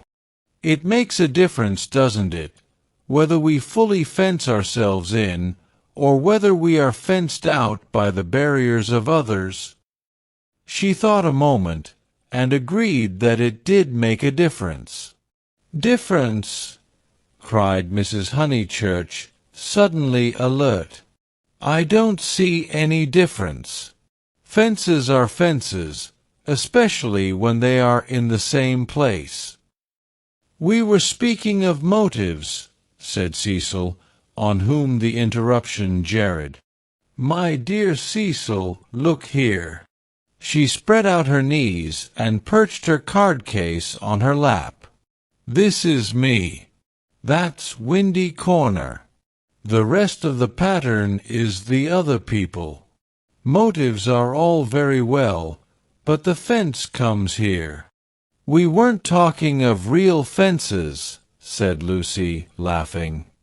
"Oh, I see, dear, poetry." She leant placidly back. Cecil wondered why Lucy had been amused. "I tell you who has no fences, as you call them," she said, "and that's Mr. Beebe. A parson fenceless would mean a parson defenseless." Lucy was slow to follow what people said, but quick enough to detect what they meant. She missed Cecil's epigram, but grasped the feeling that prompted it.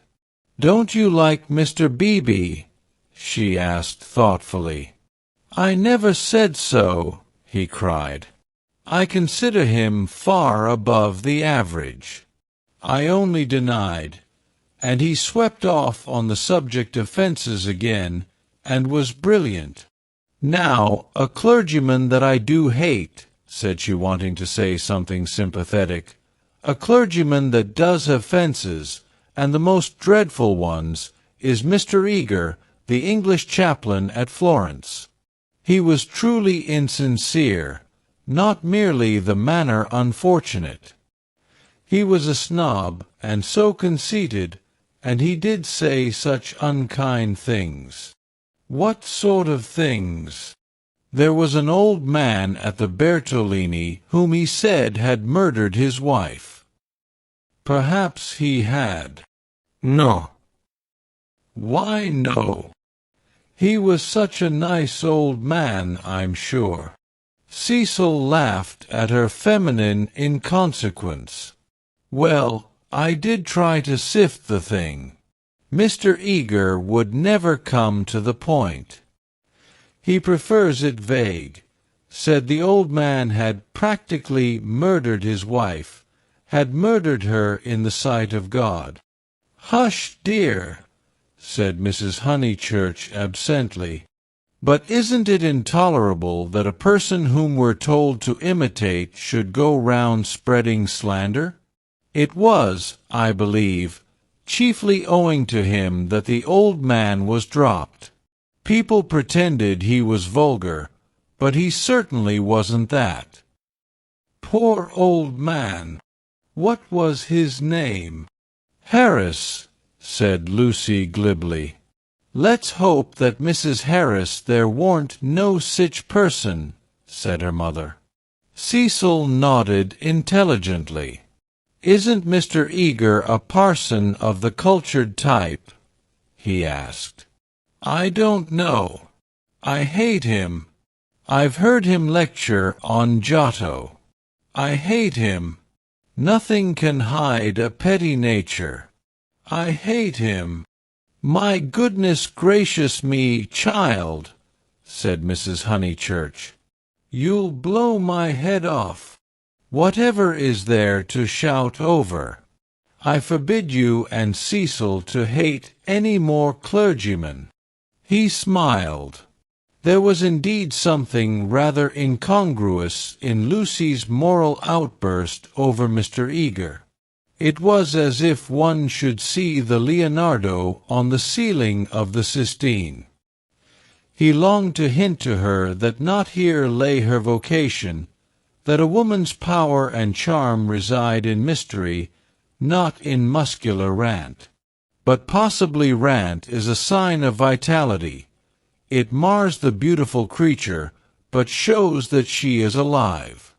After a moment, He contemplated her flushed face and excited gestures with a certain approval. He forbore to repress the sources of youth. Nature, simplest of topics, he thought, lay around them. He praised the pine woods, the deep lasts of bracken, the crimson leaves that spotted the hurt bushes, the serviceable beauty of the turnpike road. The outdoor world was not very familiar to him, and occasionally he went wrong in a question of fact.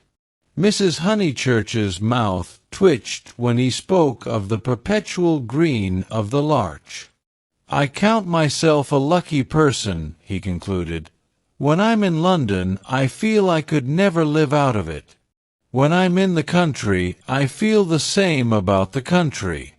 After all, I do believe that birds and trees and the sky are the most wonderful things in life, and that the people who live amongst them must be the best.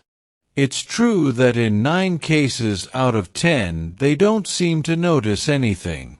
The country gentleman and the country laborer are each in their way the most depressing of companions.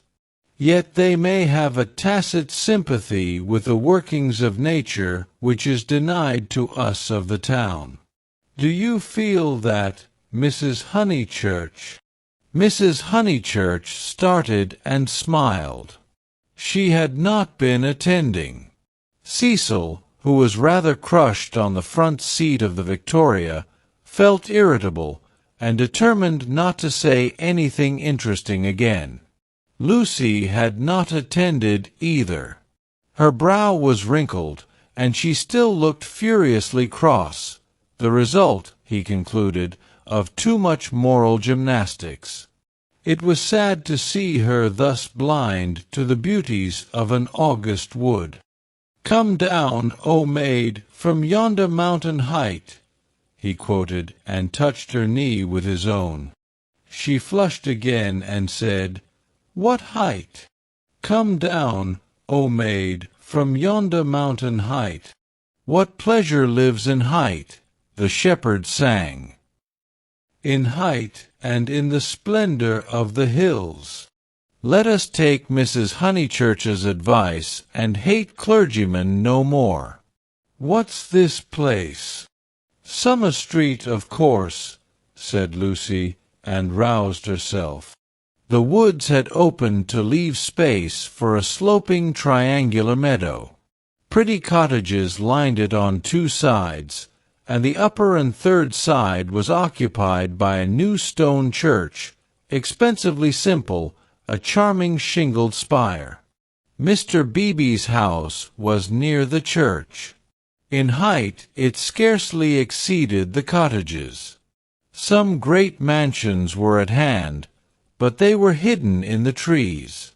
The scene suggested a Swiss Alp rather than the shrine and center of a leisured world, and was marred only by 2 ugly little villas, the villas that had competed with Cecil's engagement, having been acquired by Sir Harry Otway the very afternoon that Lucy had been acquired by Cecil. Sissy was the name of one of these villas, Albert of the other.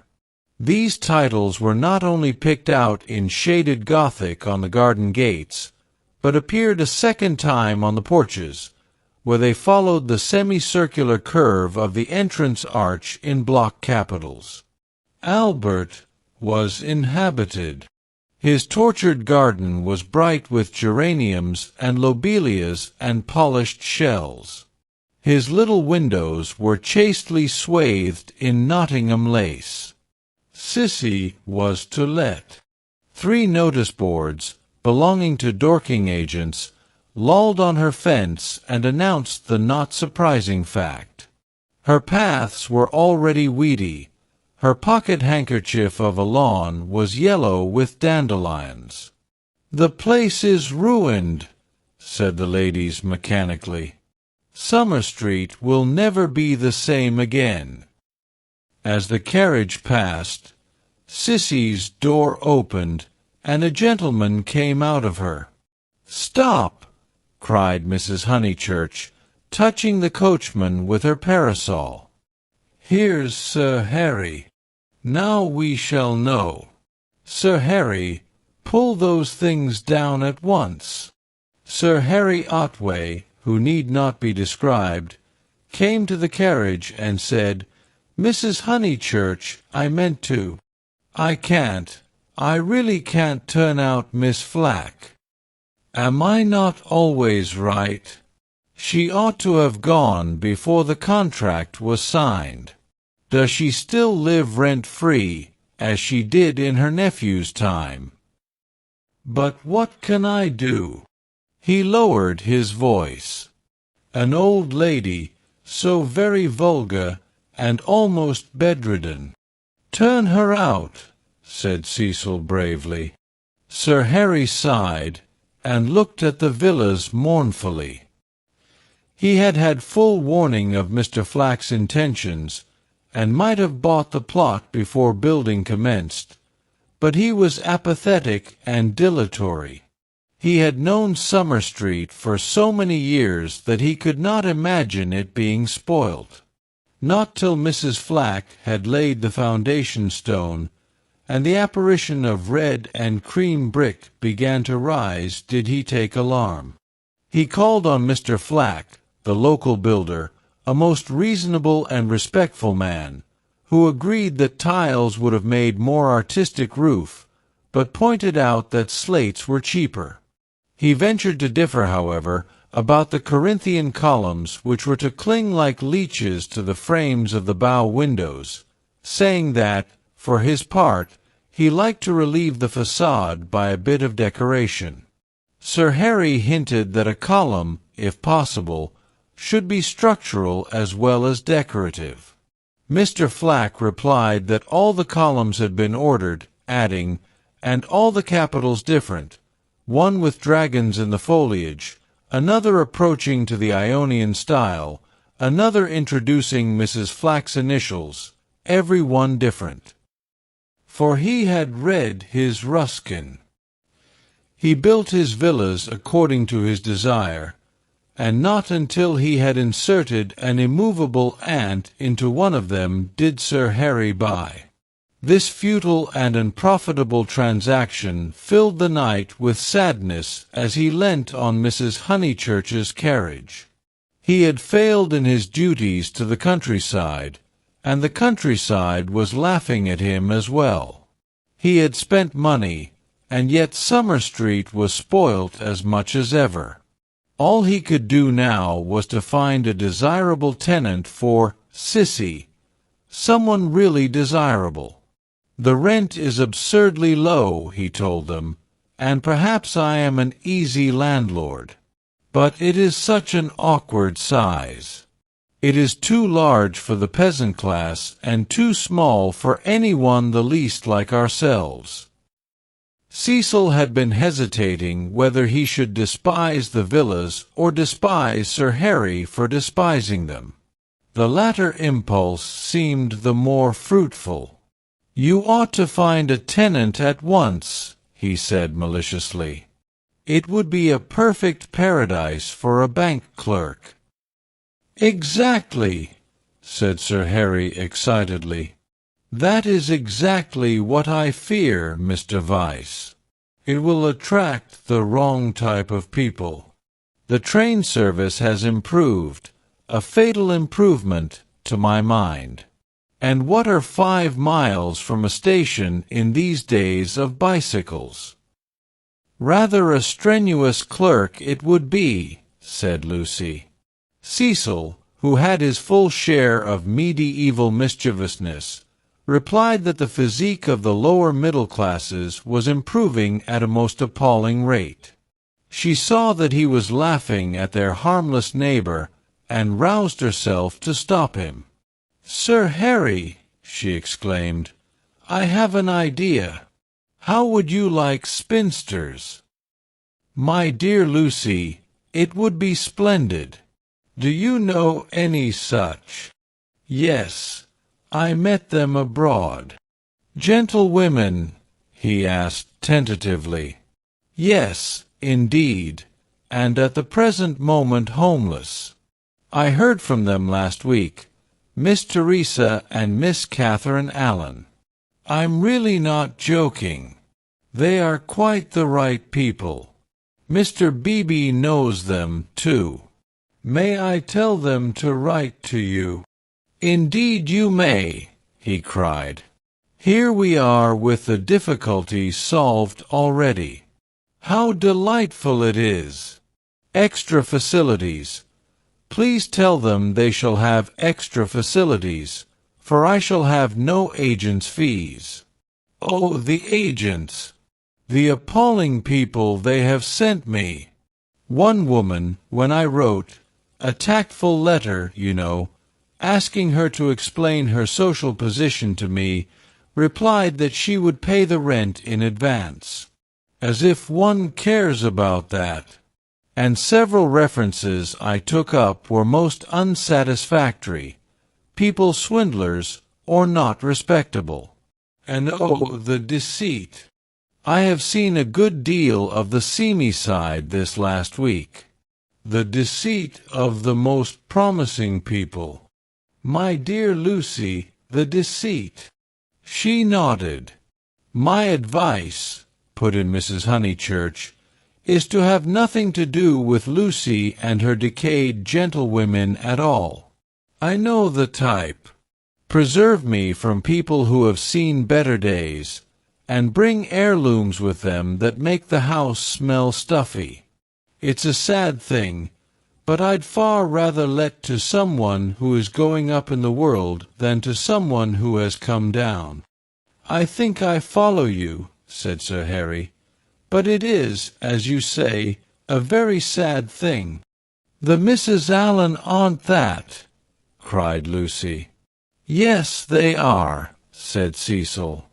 "I haven't met them, but I should say they were a highly unsuitable addition to the neighborhood." "Don't listen to him, Sir Harry. He's tiresome."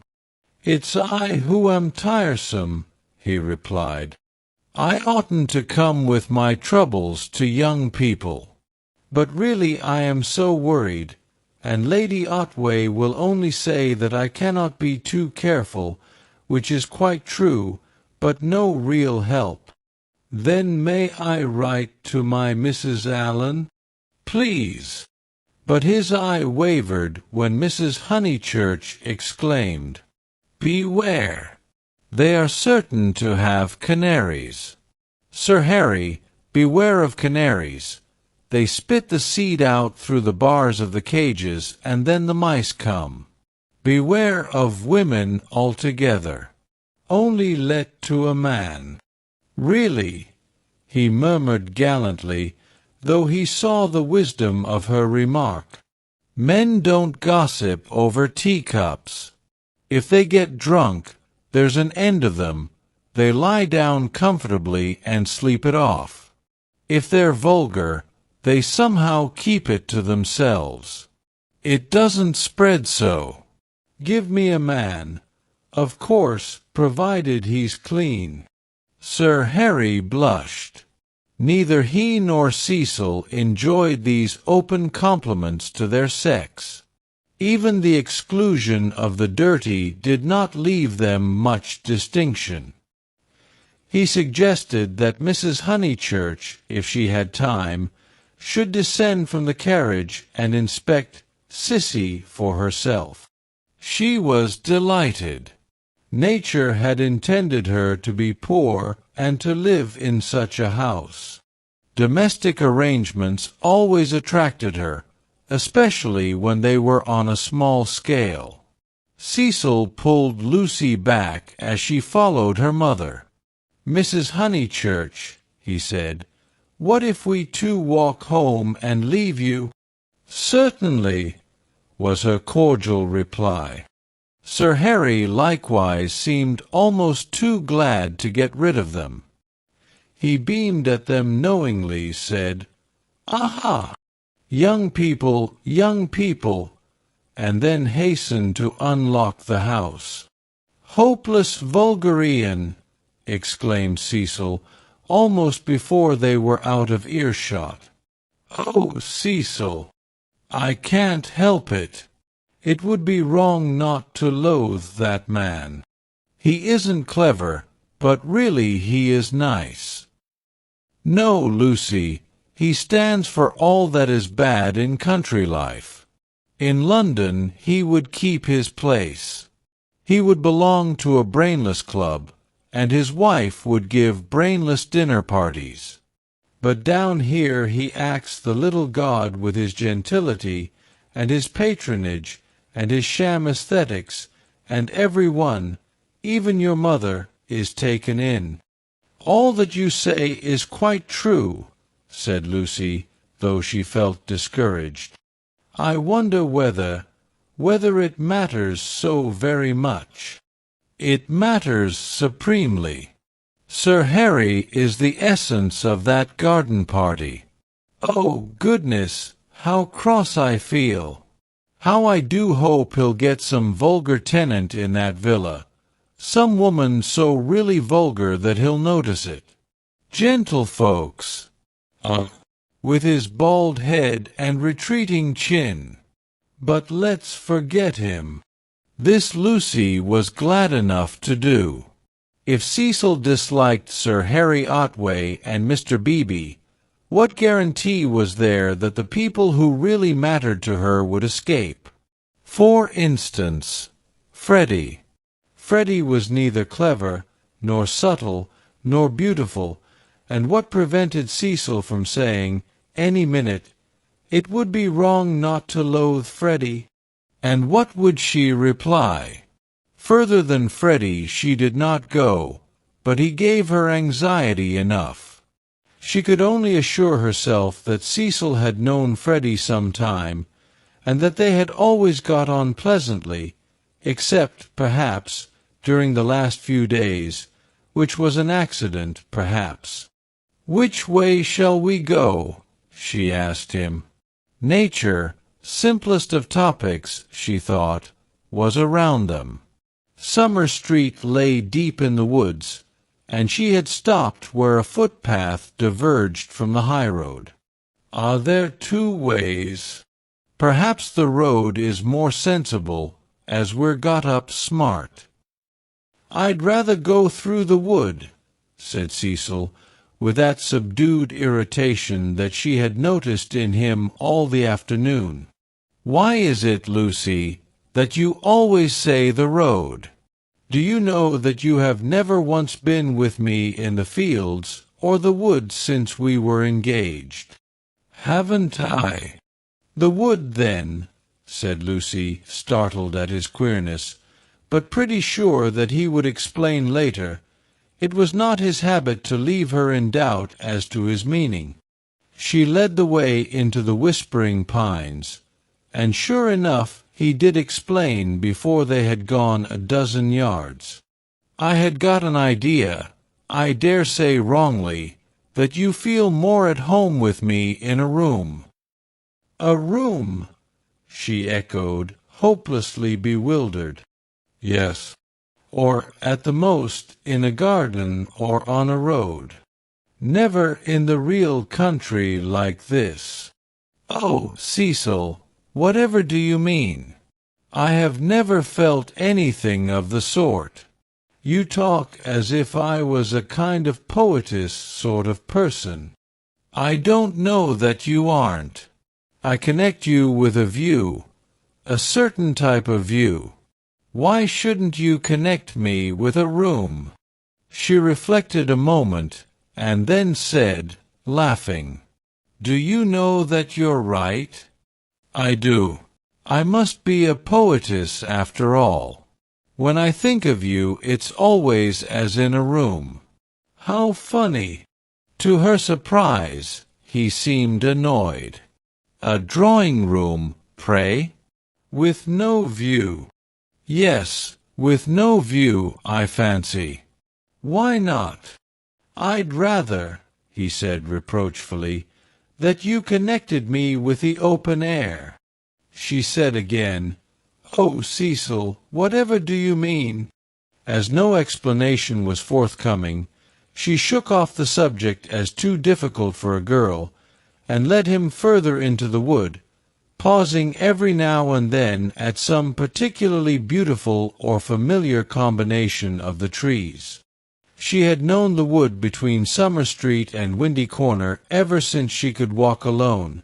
She had played at losing Freddie in it, when Freddie was a purple-faced baby, and though she had been to Italy, it had lost none of its charm. Presently they came to a little clearing among the pines, another tiny green alp, solitary this time, and holding in its bosom a shallow pool. She exclaimed, "The sacred lake! Why do you call it that?" "I can't remember why. I suppose it comes out of some book. It's only a puddle now, but you see that stream going through it? Well, a good deal of water comes down after heavy rains, and can't get away at once, and the pool becomes quite large and beautiful. Then Freddie used to bathe there. He is very fond of it. And you?" He meant, "Are you fond of it?" But she answered dreamily, "I bathed here, too, till I was found out." Then there was a row. At another time he might have been shocked, for he had depths of prudishness within him. But now, with his momentary cult of the fresh air, he was delighted at her admirable simplicity. He looked at her as she stood by the pool's edge. She was got up smart, as she phrased it, and she reminded him of some brilliant flower that has no leaves of its own, but blooms abruptly out of a world of green. "Who found you out?" "Charlotte," she murmured. "She was stopping with us." "Charlotte, Charlotte. Poor girl." She smiled gravely. A certain scheme, from which hitherto he had shrunk, now appeared practical. "Lucy." "Yes, I suppose we ought to be going," was her reply. "Lucy, I want to ask something of you that I have never asked before." At the serious note in his voice, she stepped frankly and kindly towards him. "What, Cecil? Hitherto never, not even that day on the lawn when you agreed to marry me." He became self-conscious and kept glancing round to see if they were observed. His courage had gone. "Yes. Up to now I have never kissed you." She was as scarlet as if he had put the thing most indelicately. "No more you have," she stammered. "Then I ask you, may I now?" "Of course you may, Cecil. You might before. I can't run at you, you know." At that supreme moment he was conscious of nothing but absurdities. Her reply was inadequate. She gave such a business-like lift to her veil. As he approached her, he found time to wish that he could recoil.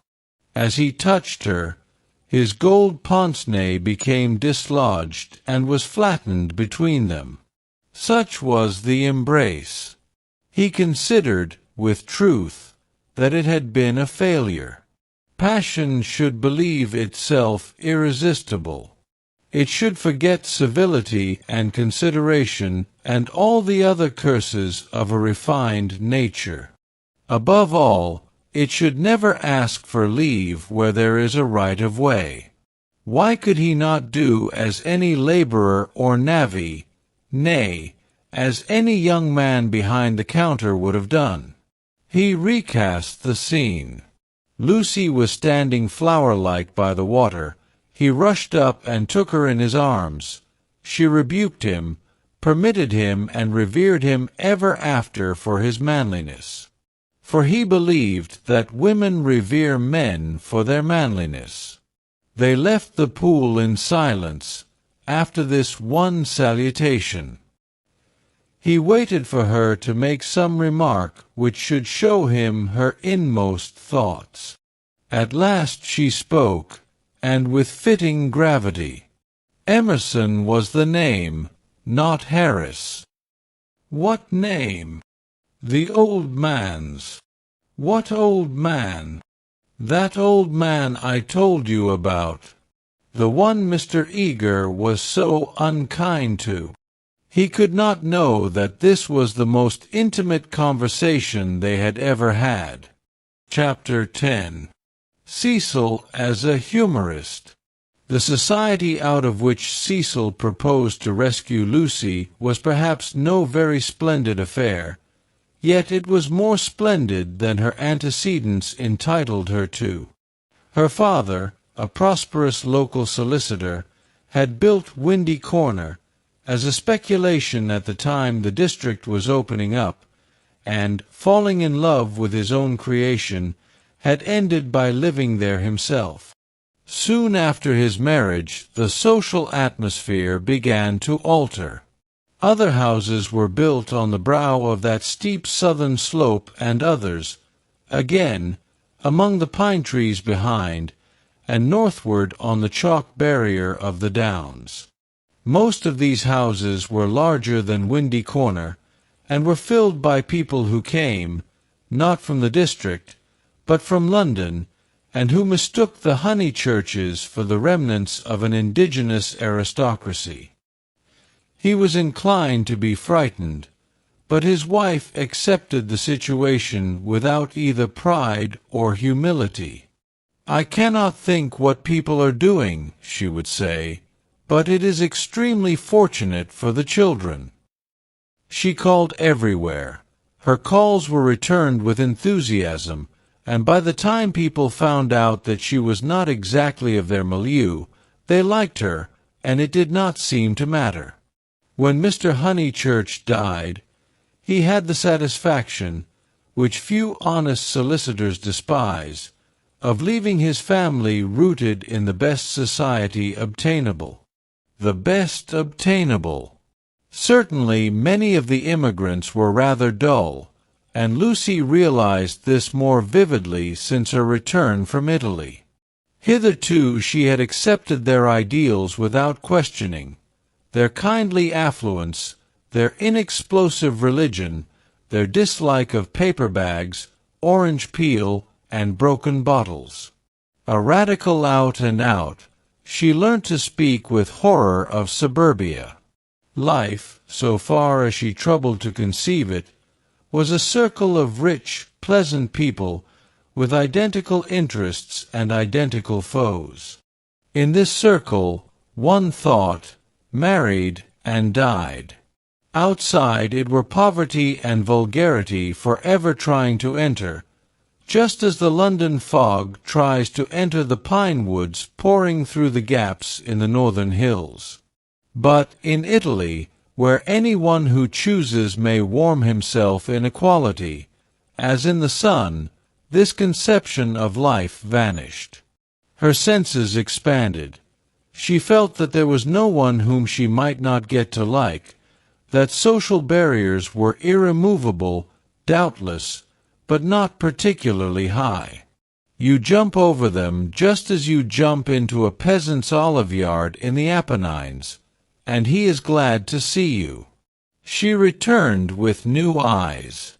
So did Cecil, but Italy had quickened Cecil, not to tolerance, but to irritation. He saw that the local society was narrow, but instead of saying, "Does that very much matter?" he rebelled, and tried to substitute for it the society he called broad. He did not realize that Lucy had consecrated her environment by the 1,000 little civilities that create a tenderness in time, and that though her eyes saw its defects, her heart refused to despise it entirely.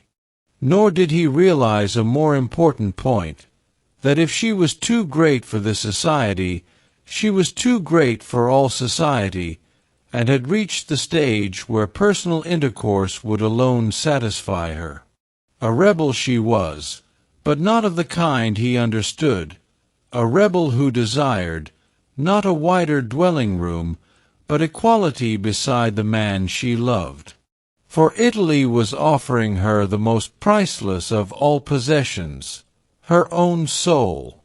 Playing Bumble Puppy with Minnie Beebe, niece to the rector, and aged 13, an ancient and most honorable game, which consists in striking tennis balls high into the air, so that they fall over the net and immoderately bounce. Some hit Mrs. Honeychurch, others are lost. The sentence is confused, but the better illustrates Lucy's state of mind, for she was trying to talk to Mr. Beebe at the same time. "Oh, it has been such a nuisance.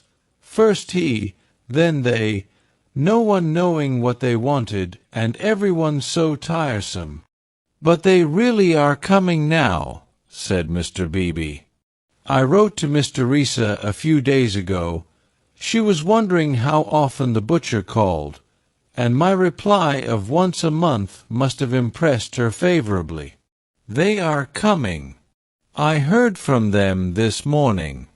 I shall hate those Miss Allens," Mrs. Honeychurch cried, "just because they're old and silly ones expected to say, 'How sweet!' I hate their Evangie and Butangie and Anangie. And poor Lucy, serve her right, worn to a shadow." Mr. Beebe watched the shadow springing and shouting over the tennis court. Cecil was absent. One did not play Bumble Puppy when he was there. "Well, if they are coming—" "No, Minnie, not Saturn." Saturn was a tennis ball whose skin was partially unsewn. When in motion, his orb was encircled by a ring. "If they are coming, Sir Harry will let them move in before the 29th, and he will cross out the clause about whitewashing the ceilings, because it made them nervous, and put in the fair wear and tear one. That doesn't count."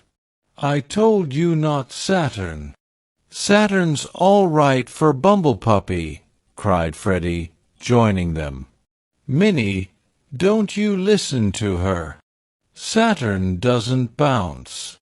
Saturn bounces enough." "No, he doesn't."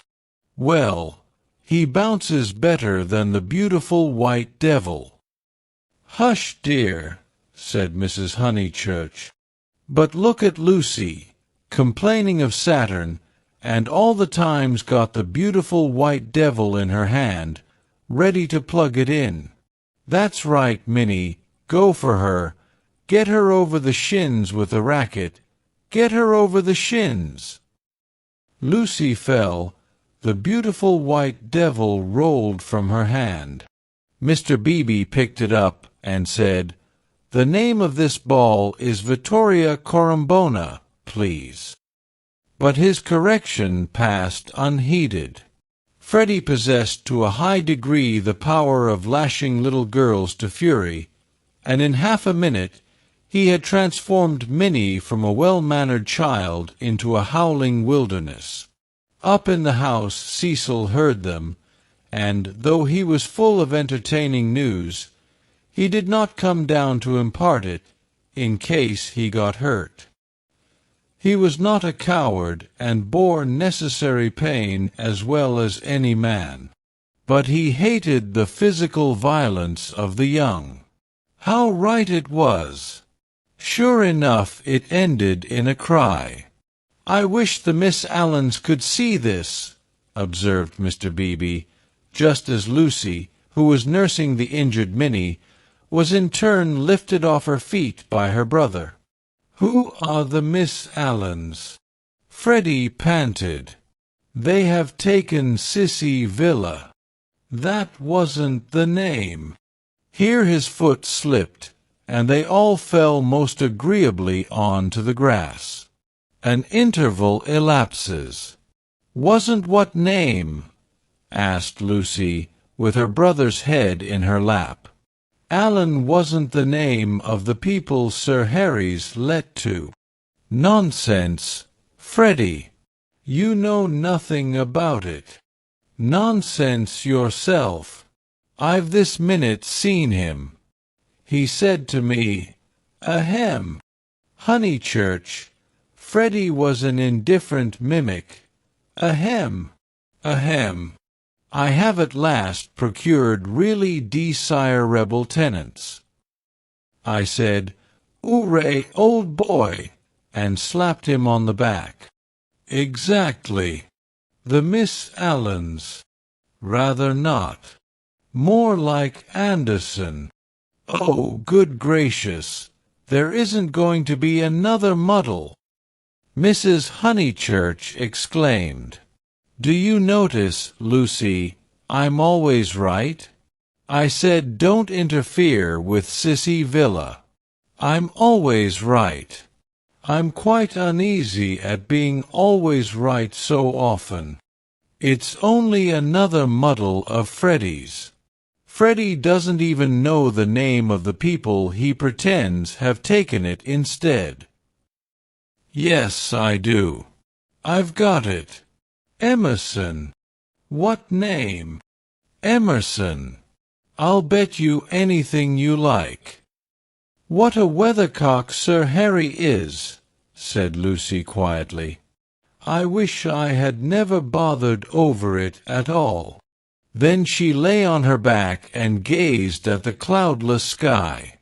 Mr. Beebe, whose opinion of her rose daily, whispered to his niece that that was the proper way to behave if any little thing went wrong. Meanwhile, the name of the new tenants had diverted Mrs. Honeychurch from the contemplation of her own abilities. "Emerson, Freddie, do you know what Emersons they are?" "I don't know whether they're any Emersons," retorted Freddie, who was democratic. Like his sister, and like most young people, he was naturally attracted by the idea of equality, and the undeniable fact that there are different kinds of Emersons annoyed him beyond measure. "I trust they are the right sort of person." "All right, Lucy." She was sitting up again. "I see you looking down your nose and thinking your mother's a snob. But there is a right sort and a wrong sort, and it's affectation to pretend there isn't." "Emerson's a common enough name," Lucy remarked. She was gazing sideways. Seated on a promontory herself, she could see the pine-clad promontories descending one beyond another into the Weald. The further one descended the garden, the more glorious was this lateral view. "I was merely going to remark, Freddie, that I trusted they were no relations of Emerson the philosopher, a most trying man. Pray, does that satisfy you?" "Oh, yes," he grumbled. "And you will be satisfied, too, for they're friends of Cecil, so, elaborate irony, you and the other country families will be able to call in perfect safety." "Cecil!" exclaimed Lucy. "Don't be rude, dear," said his mother placidly. "Lucy, don't screech. It's a new bad habit you're getting into." "But has Cecil—" "Friends of Cecil's," he repeated, "and so really desirable. Ahem. Honeychurch, I have just telegraphed to them." She got up from the grass. It was hard on Lucy. Mr. Beebe sympathized with her very much. While she believed that her snub about the Miss Allens came from Sir Harry Otway, she had borne it like a good girl. She might well screech when she heard that it came partly from her lover. Mr. Vyse was a tease, something worse than a tease. He took a malicious pleasure in thwarting people. The clergyman, knowing this, looked at Miss Honeychurch with more than his usual kindness. When she exclaimed, "But Cecil's Emersons, they can't possibly be the same ones. There is that." He did not consider that the exclamation was strange, but saw in it an opportunity of diverting the conversation while she recovered her composure. He diverted it as follows. The Emersons who were at Florence, do you mean? No, I don't suppose it will prove to be them. It is probably a long cry from them to friends of Mr. Vyse. Oh, Mrs. Honeychurch, the oddest people, the queerest people. For our part we liked them, didn't we? He appealed to Lucy. There was a great scene over some violets. They picked violets and filled all the vases in the room of these very Miss Allens who have failed to come to Sissy Villa. Poor little ladies! So shocked and so pleased. It used to be one of Miss Catherine's great stories. My dear sister loves flowers, it began. They found the whole room a mass of blue, vases and jugs, and the story ends with, so ungentlemanly and yet so beautiful. It is all very difficult. Yes, I always connect those Florentine Emersons with violets. Fiasco's done you this time, remarked Freddie, not seeing that his sister's face was very red. She could not recover herself. Mr. Beebe saw it, and continued to divert the conversation. These particular Emersons consisted of a father and a son, the son a goodly, if not a good young man, not a fool, I fancy, but very immature, pessimism, etc.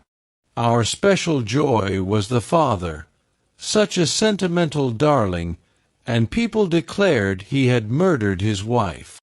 In his normal state, Mr. Beebe would never have repeated such gossip, but he was trying to shelter Lucy in her little trouble. He repeated any rubbish that came into his head. "Murdered his wife," said Mrs. Honeychurch. "Lucy, don't desert us. Go on playing bumble-puppy. Really, the Pension Bertolini must have been the oddest place. That's the second murderer I've heard of as being there. Whatever was Charlotte doing to stop? By the by, we really must ask Charlotte here some time." Mr. Beebe could recall no second murderer. He suggested that his hostess was mistaken. At the hint of opposition she warmed. She was perfectly sure that there had been a second tourist of whom the same story had been told. The name escaped her. What was the name? Oh, what was the name? She clasped her knees for the name. Something in Thackeray. She struck her matronly forehead. Lucy asked her brother whether Cecil was in. "Oh, don't go!" he cried, and tried to catch her by the ankles. "I must go," she said gravely. "Don't be silly. You always overdo it when you play." As she left them, her mother's shout of "Harris!" shivered the tranquil air, and reminded her that she had told a lie and had never put it right. Such a senseless lie, too, yet it shattered her nerves and made her connect these Emersons, friends of Cecil's, with a pair of nondescript tourists. Hitherto truth had come to her naturally. She saw that for the future she must be more vigilant, and be absolutely truthful. Well, at all events, she must not tell lies. She hurried up the garden, still flushed with shame. A word from Cecil would soothe her, she was sure. "Cecil!" "Hello!" he called, and leant out of the smoking-room window. He seemed in high spirits. "I was hoping you'd come. I heard you all bear-gardening, but there's better fun up here. Even I, have won a great victory for the Comic Muse. George Meredith's right. The cause of comedy and the cause of truth are really the same, and I, even I, have found tenants for the distressful Sissy Villa. Don't be angry. Don't be angry. You'll forgive me when you hear it all. He looked very attractive when his face was bright, and he dispelled her ridiculous forebodings at once. I have heard, she said. Freddie has told us. Naughty Cecil. I suppose I must forgive you. Just think of all the trouble I took for nothing. Certainly the Miss Allens are a little tiresome, and I'd rather have nice friends of yours. But you oughtn't to tease one so. Friends of mine, he laughed. But, Lucy, the whole joke is to come. Come here. But she remained standing where she was. Do you know where I met these desirable tenants? In the National Gallery, when I was up to see my mother last week. What an odd place to meet people, she said nervously. I don't quite understand. In the Umbrian room. Absolute strangers. They were admiring Luca Signorelli, of course, quite stupidly. However, we got talking, and they refreshed me not a little. They had been to Italy. But Cecil proceeded hilariously. In the course of conversation they said that they wanted a country cottage, the father to live there, the son to run down for weekends. I thought, what a chance of scoring off Sir Harry! And I took their address and a London reference, found they weren't actual blackguards. It was great sport, and wrote to him, making out. Cecil. No, it's not fair. I've probably met them before. He bore her down. Perfectly fair. Anything is fair that punishes a snob. That old man will do the neighborhood a world of good. Sir Harry is too disgusting with his decayed gentlewomen. I meant to read him a lesson sometime. No, Lucy, the classes ought to mix, and before long you'll agree with me. There ought to be intermarriage, all sorts of things. I believe in democracy. No, you don't, she snapped. You don't know what the word means. He stared at her, and felt again that she had failed to be Leonardesque. No, you don't. Her face was inartistic, that of a peevish virago. It isn't fair, Cecil. I blame you. I blame you very much indeed. You had no business to undo my work about the Miss Allens, and make me look ridiculous. You call it scoring off Sir Harry, but do you realize that it is all at my expense? I consider it most disloyal of you. She left him. Temper, he thought, raising his eyebrows. No, it was worse than temper, snobbishness. As long as Lucy thought that his own smart friends were supplanting the Miss Allens, she had not minded. He perceived that these new tenants might be of value educationally. He would tolerate the father and draw out the son, who was silent. In the interests of the comic muse and of truth, he would bring them to Windy Corner. Chapter 11.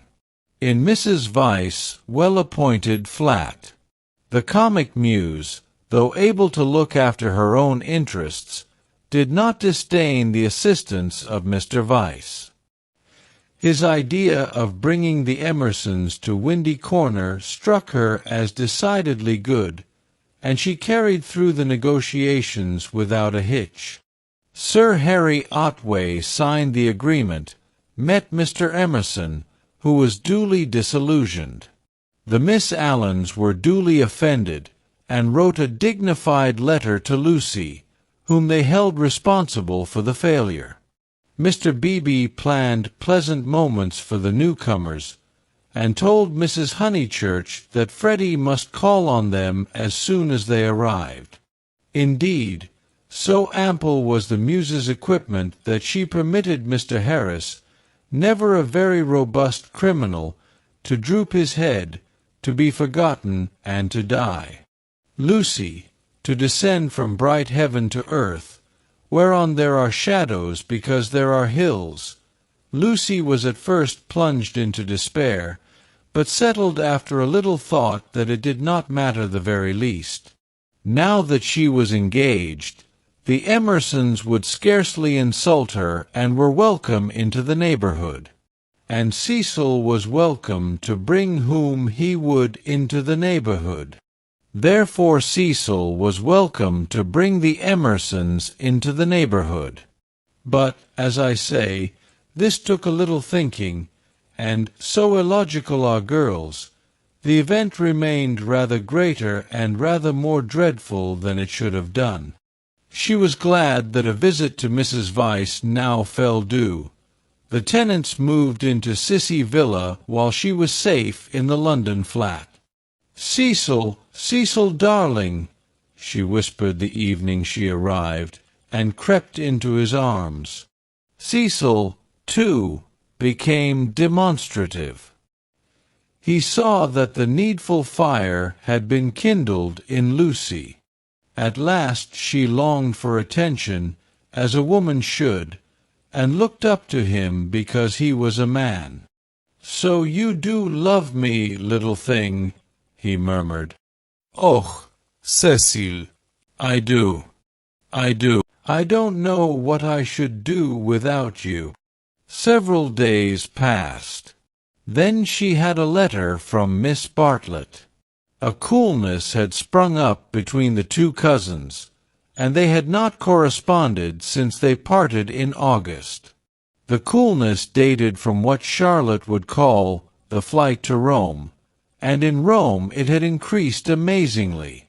For the companion who is merely uncongenial in the medieval world becomes exasperating in the classical. Charlotte, unselfish in the forum, would have tried a sweeter temper than Lucy's, and once, in the baths of Caracalla, they had doubted whether they could continue their tour. Lucy had said she would join the Vyses. Mrs. Vyse was an acquaintance of her mother, so there was no impropriety in the plan, and Miss Bartlett had replied that she was quite used to being abandoned suddenly. Finally nothing happened, but the coolness remained, and, for Lucy, was even increased when she opened the letter and read as follows. It had been forwarded from Windy Corner. Tunbridge Wells, September. Dearest Lucia, I have news of you at last.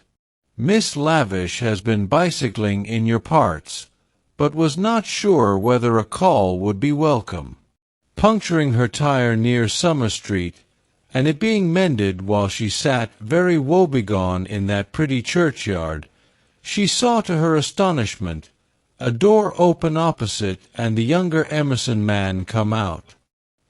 He said his father had just taken the house. He said he did not know that you lived in the neighborhood. He never suggested giving Eleanor a cup of tea. Dear Lucy, I am much worried, and I advise you to make a clean breast of his past behavior to your mother, Freddie, and Mr. Vyse, who will forbid him to enter the house, etc. That was a great misfortune, and I dare say you have told them already. Mr. Vyse is so sensitive. I remember how I used to get on his nerves at Rome. I am very sorry about it all, and should not feel easy unless I warned you. Believe me, your anxious and loving cousin, Charlotte. Lucy was much annoyed, and replied as follows. Beecham Mansions, S.W. Dear Charlotte, Many thanks for your warning. When Mr. Emerson forgot himself on the mountain, you made me promise not to tell Mother, because you said she would blame you for not being always with me. I have kept that promise, and cannot possibly tell her now. I have said both to her and Cecil that I met the Emersons at Florence, and that they are respectable people, which I do think, and the reason that he offered Miss Lavish no tea was probably that he had none himself. She should have tried at the rectory. I cannot begin making a fuss at this stage. You must see that it would be too absurd. If the Emersons heard I had complained of them, they would think themselves of importance, which is exactly what they are not. I like the old father, and look forward to seeing him again. As for the son, I am sorry for him when we meet, rather than for myself. They are known to Cecil, who is very well and spoke of you the other day. We expect to be married in January. Miss Lavish cannot have told you much about me, for I am not at Windy Corner at all, but here. Please do not put private outside your envelope again. No one opens my letters.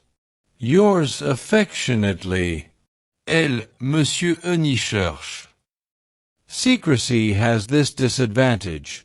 We lose the sense of proportion.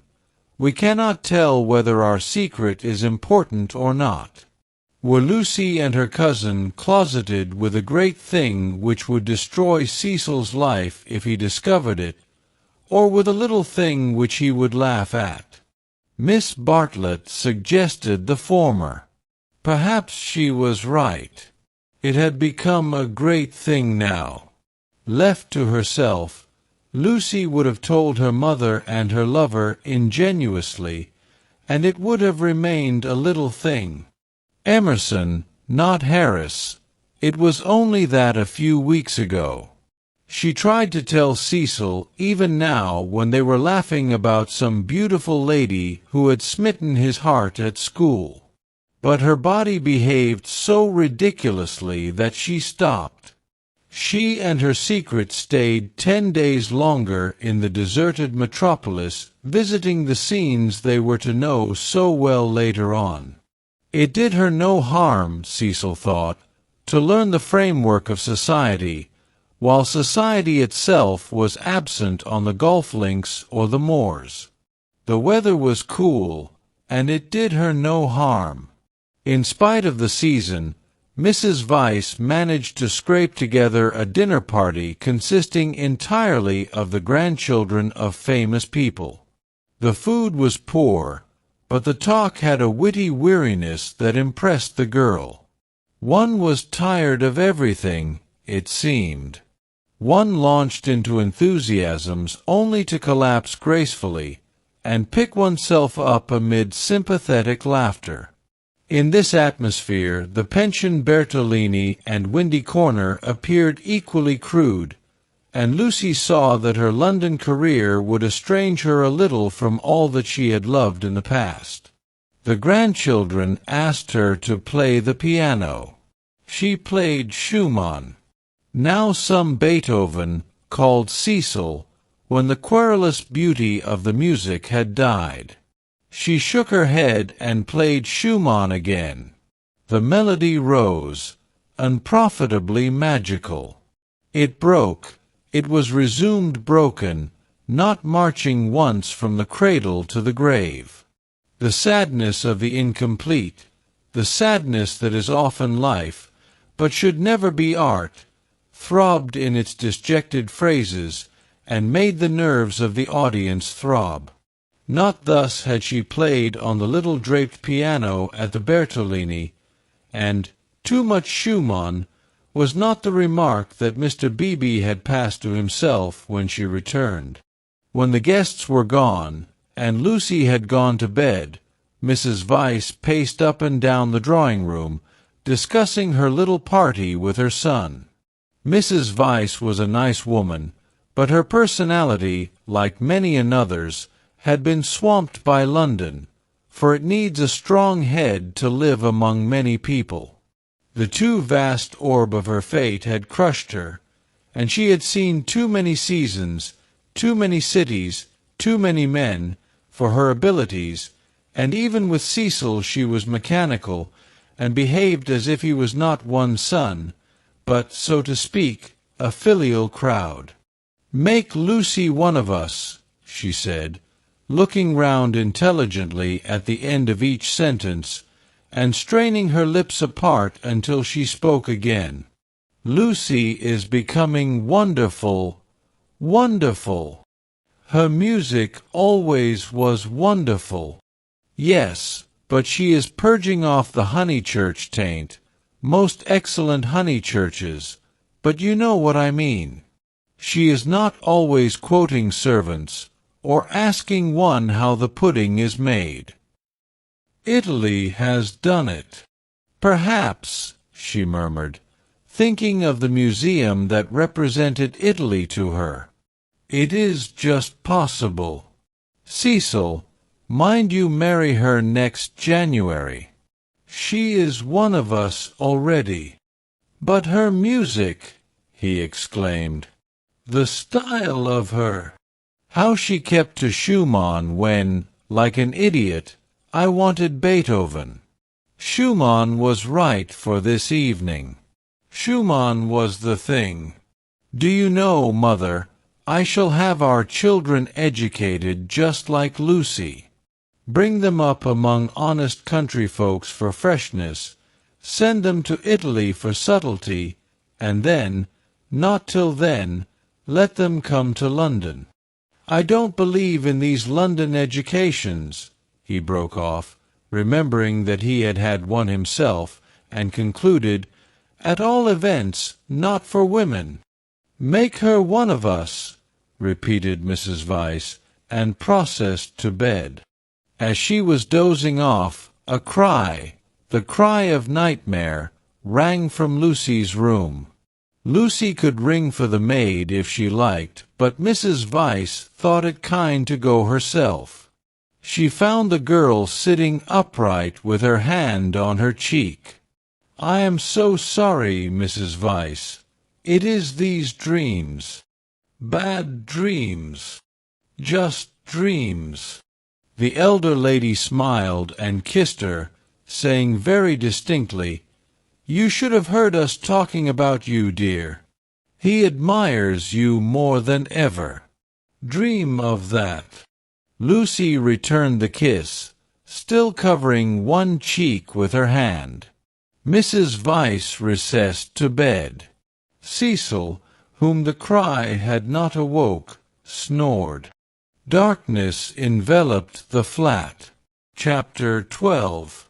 It was a Saturday afternoon, gay and brilliant after abundant rains, and the spirit of youth dwelt in it, though the season was now autumn. All that was gracious triumphed. As the motor cars passed through Summer Street, they raised only a little dust, and their stench was soon dispersed by the wind and replaced by the scent of the wet birches or of the pines. Mr. Beebe, at leisure for life's amenities, leant over his rectory gate. Freddie leant by him, smoking a pendant pipe. "Suppose we go and hinder those new people opposite for a little." "Mem." "They might amuse you." Freddie, whom his fellow creatures never amused, suggested that the new people might be feeling a bit busy, and so on, since they had only just moved in. "I suggested we should hinder them," said Mr. Beebe. "They are worth it." Unlatching the gate, he sauntered over the triangular green to Sissy Villa. "Hello!" he cried, shouting in at the open door, through which much squalor was visible. A grave voice replied, "Hello! I've brought someone to see you. I'll be down in a minute." The passage was blocked by a wardrobe, which the removal men had failed to carry up the stairs. Mr. Beebe edged round it with difficulty. The sitting room itself was blocked with books. "Are these people great readers?" Freddie whispered. "Are they that sort?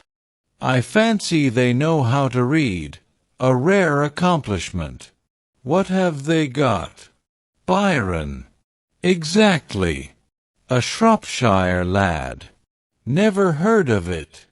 The Way of All Flesh. Never heard of it. Gibbon. Hello. Dear George reads German.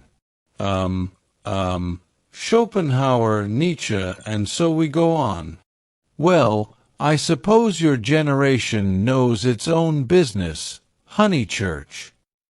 "Mr. Beebe, look at that," said Freddie in awestruck tones. On the cornice of the wardrobe, the hand of an amateur had painted this inscription: "Mistrust all enterprises that require new clothes." "I know. Isn't it jolly? I like that. I'm certain that's the old man's doing. How very odd of him. Surely you agree?" But Freddie was his mother's son, and felt that one ought not to go on spoiling the furniture. "Pictures," the clergyman continued, scrambling about the room. "Giotto, they got that at Florence, I'll be bound. The same as Lucy's got. Oh, by the by, did Miss Honeychurch enjoy London? She came back yesterday. I suppose she had a good time?" "Yes, very," said Freddie, taking up a book. "She and Cecil are thicker than ever." "That's good hearing. I wish I wasn't such a fool, Mr. Beebe." Mr. Beebe ignored the remark. "Lucy used to be nearly as stupid as I am, but it'll be very different now, Mother thinks. She will read all kinds of books." "So will you. Only medical books.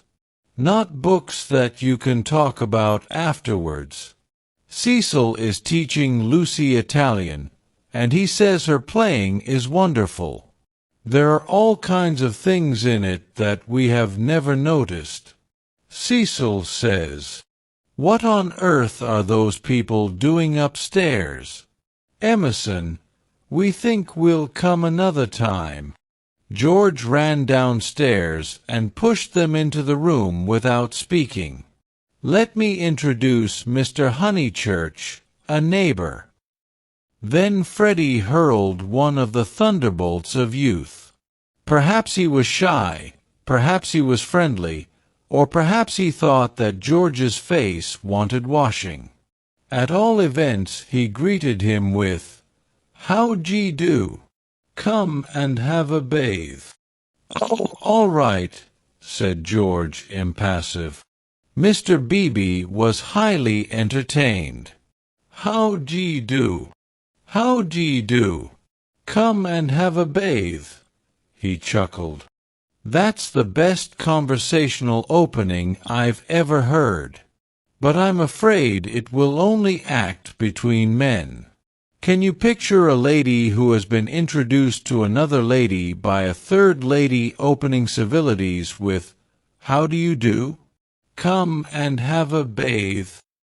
And yet you will tell me that the sexes are equal."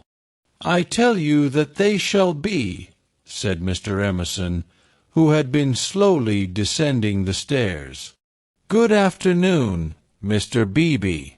I tell you they shall be comrades, and George thinks the same. We are to raise ladies to our level?" the clergyman inquired. "The Garden of Eden," pursued Mr. Emerson, still descending, "which you place in the past, is really yet to come. We shall enter it when we no longer despise our bodies."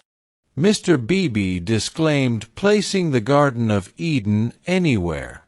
"In this, not in other things, we men are ahead. We despise the body less than women do.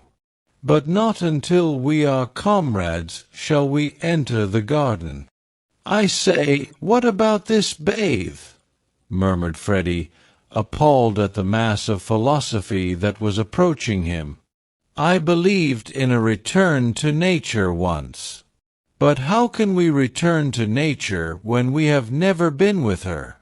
Today, I believe that we must discover nature. After many conquests, we shall attain simplicity. It is our heritage.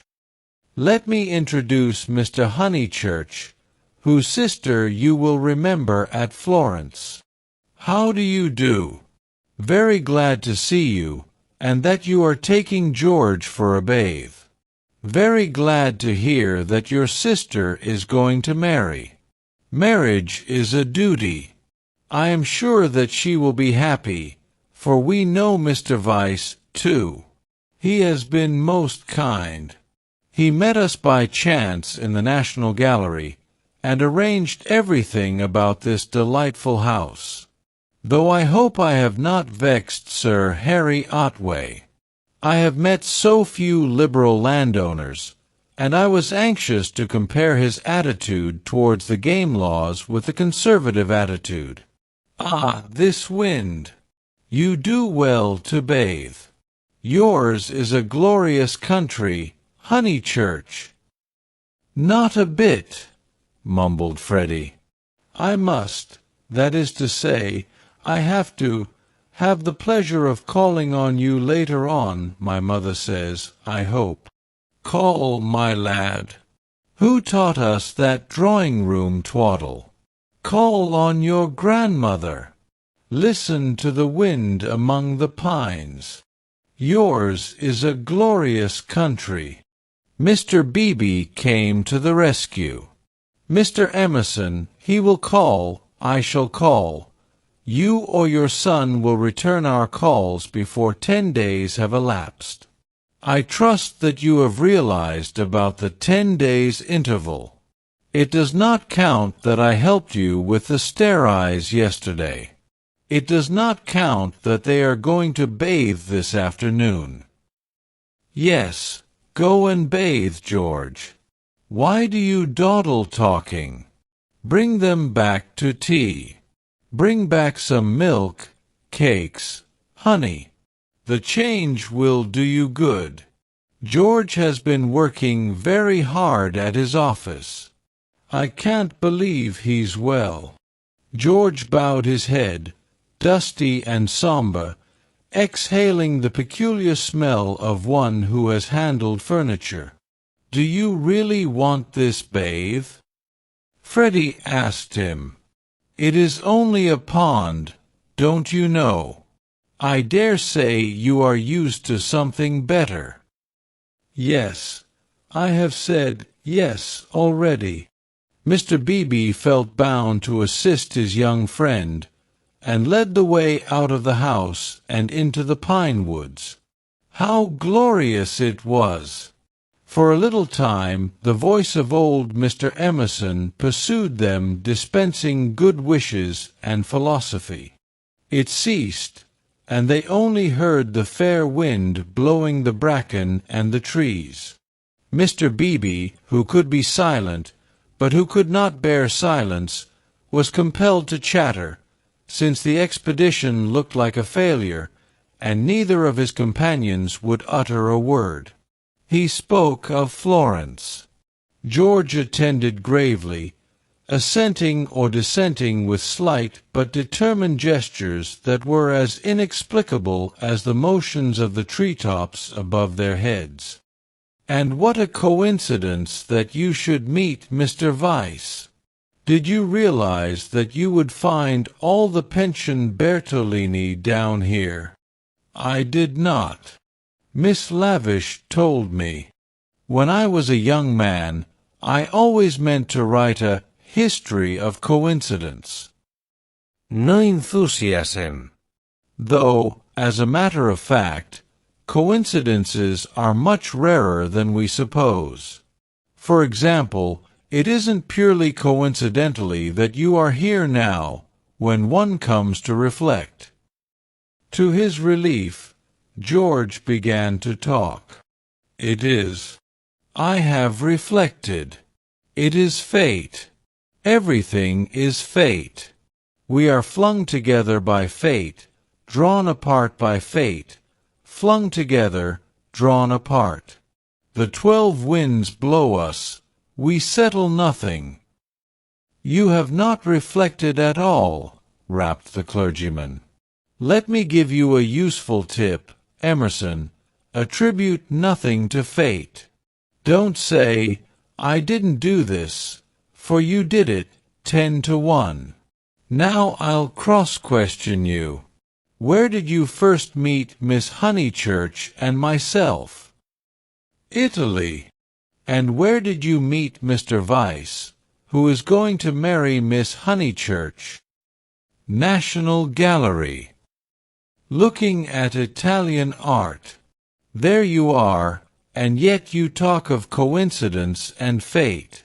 You naturally seek out things Italian, and so do we and our friends. This narrows the field immeasurably. We meet again in it." "It is fate that I am here," persisted George.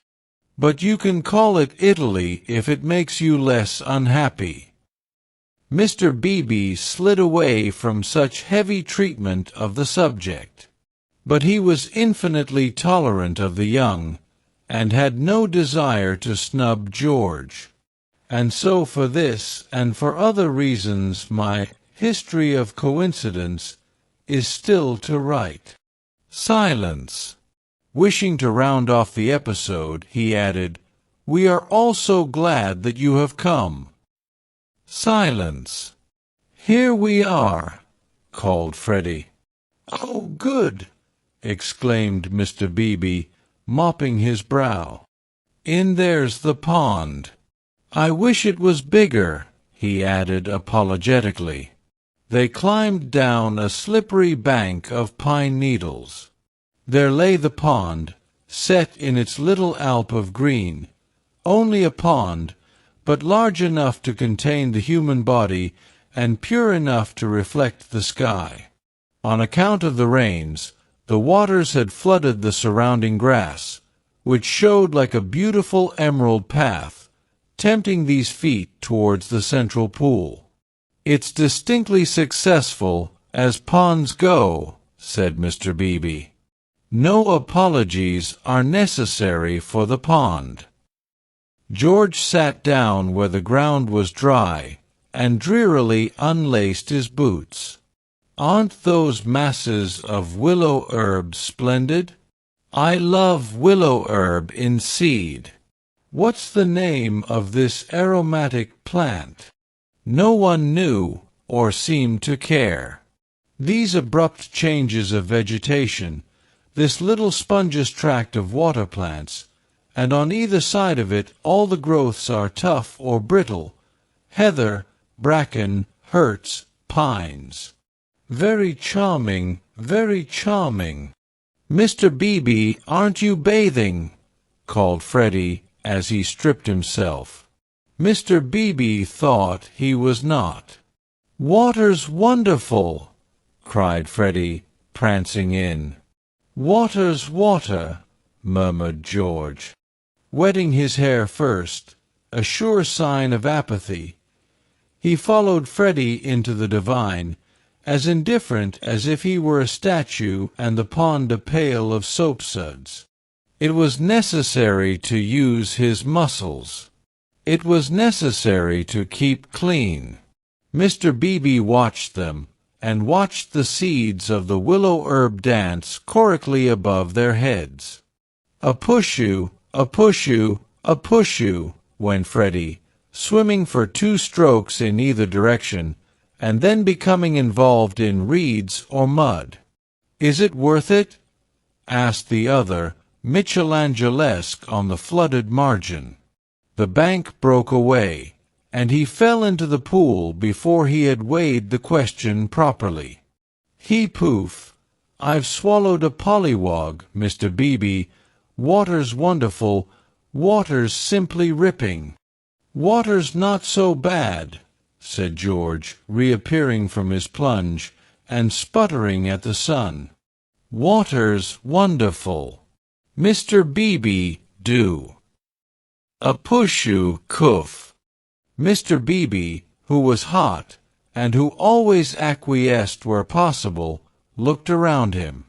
He could detect no parishioners except the pine trees, rising up steeply on all sides, and gesturing to each other against the blue. How glorious it was! The world of motor cars and rural deans receded inimitably. Water, sky, evergreens, a wind, these things not even the seasons can touch, and surely they lie beyond the intrusion of man? I may as well wash too. And soon his garments made a third little pile on the sward, and he too asserted the wonder of the water. It was ordinary water, nor was there very much of it, and, as Freddie said, it reminded one of swimming in a salad. The three gentlemen rotated in the pool breast high, after the fashion of the nymphs in Gutter Damerung. But either because the rains had given a freshness, or because the sun was shedding a most glorious heat, or because two of the gentlemen were young in years, and the third young in spirit, for some reason or other a change came over them, and they forgot Italy and botany and fate. They began to play. Mr. Beebe and Freddie splashed each other. A little deferentially, they splashed George. He was quiet. They feared they had offended him. Then all the forces of youth burst out.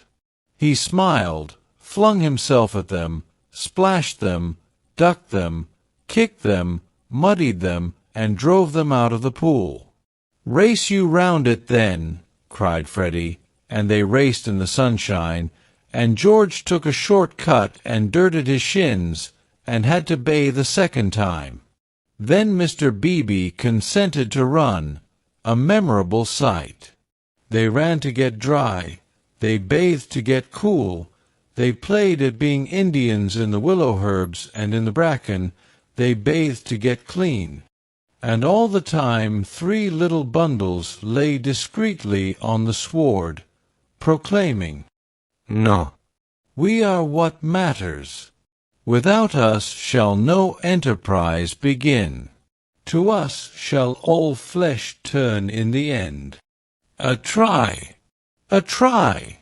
yelled Freddie, snatching up George's bundle and placing it beside an imaginary goal-post. "Soccer rules," George retorted, scattering Freddie's bundle with a kick. "Goal! Goal! Pass! Take care my watch!" cried Mr. Beebe. Clothes flew in all directions. "Take care my hat!" "No, that's enough, Freddie. Dress now." "No, I say." But the 2 young men were delirious. Away they twinkled into the trees, Freddie with a clerical waistcoat under his arm, George with a wide-awake hat on his dripping hair.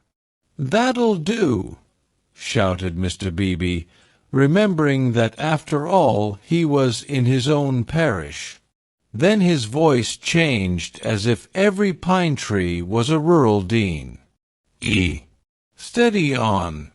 I see people coming, you fellows." Yells and widening circles over the dappled earth. Ladies. Neither George nor Freddie was truly refined. Still, they did not hear Mr. Beebe's last warning, or they would have avoided Mrs. Honeychurch, Cecil, and Lucy, who were walking down to call on old Mrs. Butterworth. Freddie dropped the waistcoat at their feet and dashed into some bracken. George hooped in their faces, turned and scud away down the path to the pond, still clad in Mr. Beebe's hat. "Gracious alive!" cried Mrs. Honeychurch. "Whoever were those unfortunate people? Oh, dears, look away! And poor Mr. Beebe, too! Whatever has happened?" "Come this way immediately," commanded Cecil, who always felt that he must lead women, though he knew not whither, and protect them, though he knew not against what. He led them now towards the bracken where Freddie sat concealed. "Oh, poor Mr. Beebe! Was that his waistcoat we left in the path? Cecil, Mr. Beebe's waistcoat." "No business of ours," said Cecil, glancing at Lucy, who was all parasol and evidently minded. "I fancy Mr. Beebe jumped back into the pond." "This way, please, Mrs. Honeychurch, this way." They followed him up the bank, attempting the tense yet nonchalant expression that is suitable for ladies on such occasions. "Well, I can't help it," said a voice close ahead, and Freddie reared a freckled face and a pair of snowy shoulders out of the fronds. "I can't be trodden on, can I? Good gracious me, dear, so it's you! What miserable management! Why not have a comfortable bath at home, with hot and cold laid on? Look here, mother, a fellow must wash, and a fellow's got to dry, and if another fellow— Dear, no doubt you're right as usual, but you are in no position to argue." Come, Lucy. They turned. "Oh, look! Don't look! Oh, poor Mr. Beebe! How unfortunate again!" For Mr. Beebe was just crawling out of the pond, on whose surface garments of an intimate nature did float, while George, the world-weary George, shouted to Freddie that he had hooked a fish. "And me, I've swallowed one," answered he of the bracken. "I've swallowed a pollywog." "It wriggleth in my tummy. I shall die. Emerson, you beast, you've got on my bags." "Hush, dears," said Mrs. Honeychurch, who found it impossible to remain shocked. "And do be sure you dry yourselves thoroughly first. All these colds come of not drying thoroughly." "Mother, do come away," said Lucy. "Oh, for goodness' sake, do come." "Hullo!" cried George, so that again the ladies stopped. He regarded himself as dressed. Barefoot, bare-chested, radiant and personable against the shadowy woods, he called, "Hullo, Miss Honeychurch! Hullo! Bow, Lucy, better bow. Whoever is it? I shall bow." Miss Honeychurch bowed. That evening and all that night the water ran away. On the morrow the pool had shrunk to its old size and lost its glory. It had been a call to the blood and to the relaxed will, a passing benediction whose influence did not pass, a holiness, a spell, a momentary chalice for youth. Chapter 13. How Miss Bartlett's boiler was so tiresome. How often had Lucy rehearsed this bow, this interview, but she had always rehearsed them indoors, and with certain accessories, which surely we have a right to assume. Who could foretell that she and George would meet in the rout of a civilization, amidst an army of coats and collars and boots that lay wounded over the sunlit earth? She had imagined a young Mr. Emerson, who might be shy or morbid or indifferent or furtively impudent. She was prepared for all of these, but she had never imagined one who would be happy and greet her with the shout of the morning star. Indoors herself, partaking of tea with old Mrs. Butterworth, she reflected that it is impossible to foretell the future with any degree of accuracy. that it is impossible to rehearse life. A fault in the scenery, a face in the audience, an eruption of the audience onto the stage, and all our carefully planned gestures mean nothing, or mean too much. I will bow, she had thought. I will not shake hands with him. That will be just the proper thing. She had bowed, but to whom? To gods, to heroes, to the nonsense of schoolgirls. She had bowed across the rubbish that cumbers the world. So ran her thoughts, while her faculties were busy with Cecil. It was another of those dreadful engagement calls. Mrs. Butterworth had wanted to see him, and he did not want to be seen. He did not want to hear about hydrangeas, why they change their color at the seaside. He did not want to join the C.O.S. When cross he was always elaborate, and made long, clever answers where yes or no would have done. Lucy soothed him and tinkered at the conversation in a way that promised well for their married peace.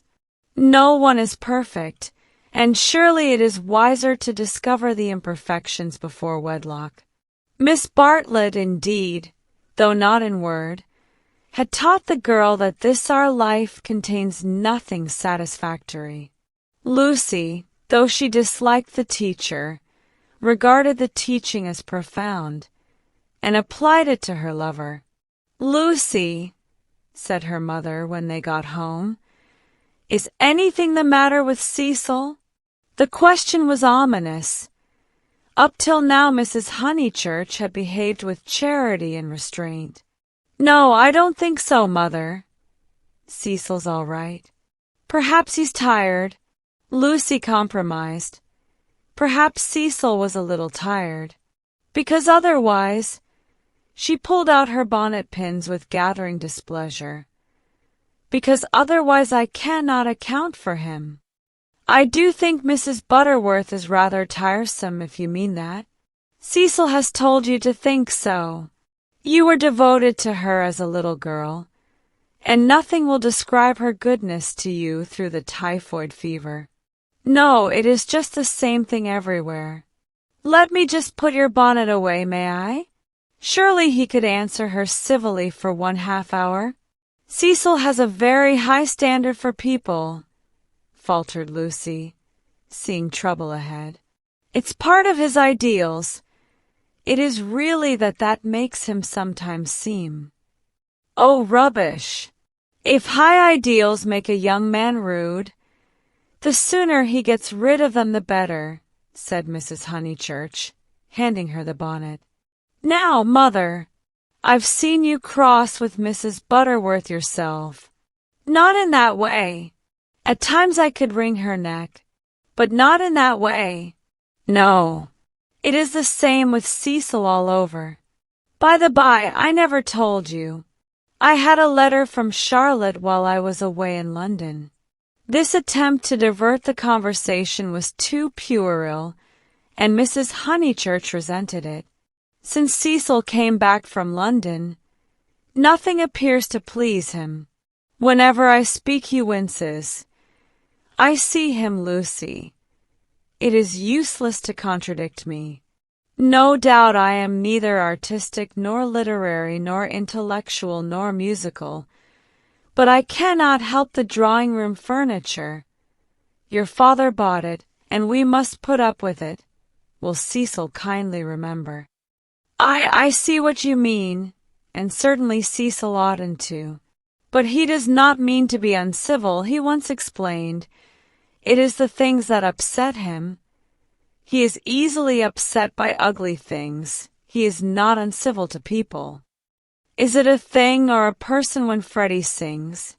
You can't expect a really musical person to enjoy comic songs as we do. Then why didn't he leave the room? Why sit wriggling and sneering and spoiling everyone's pleasure? We mustn't be unjust to people, faltered Lucy. Something had enfeebled her, and the case for Cecil, which she had mastered so perfectly in London, would not come forth in an effective form. The two civilizations had clashed, Cecil hinted that they might, and she was dazzled and bewildered, as though the radiance that lies behind all civilization had blinded her eyes.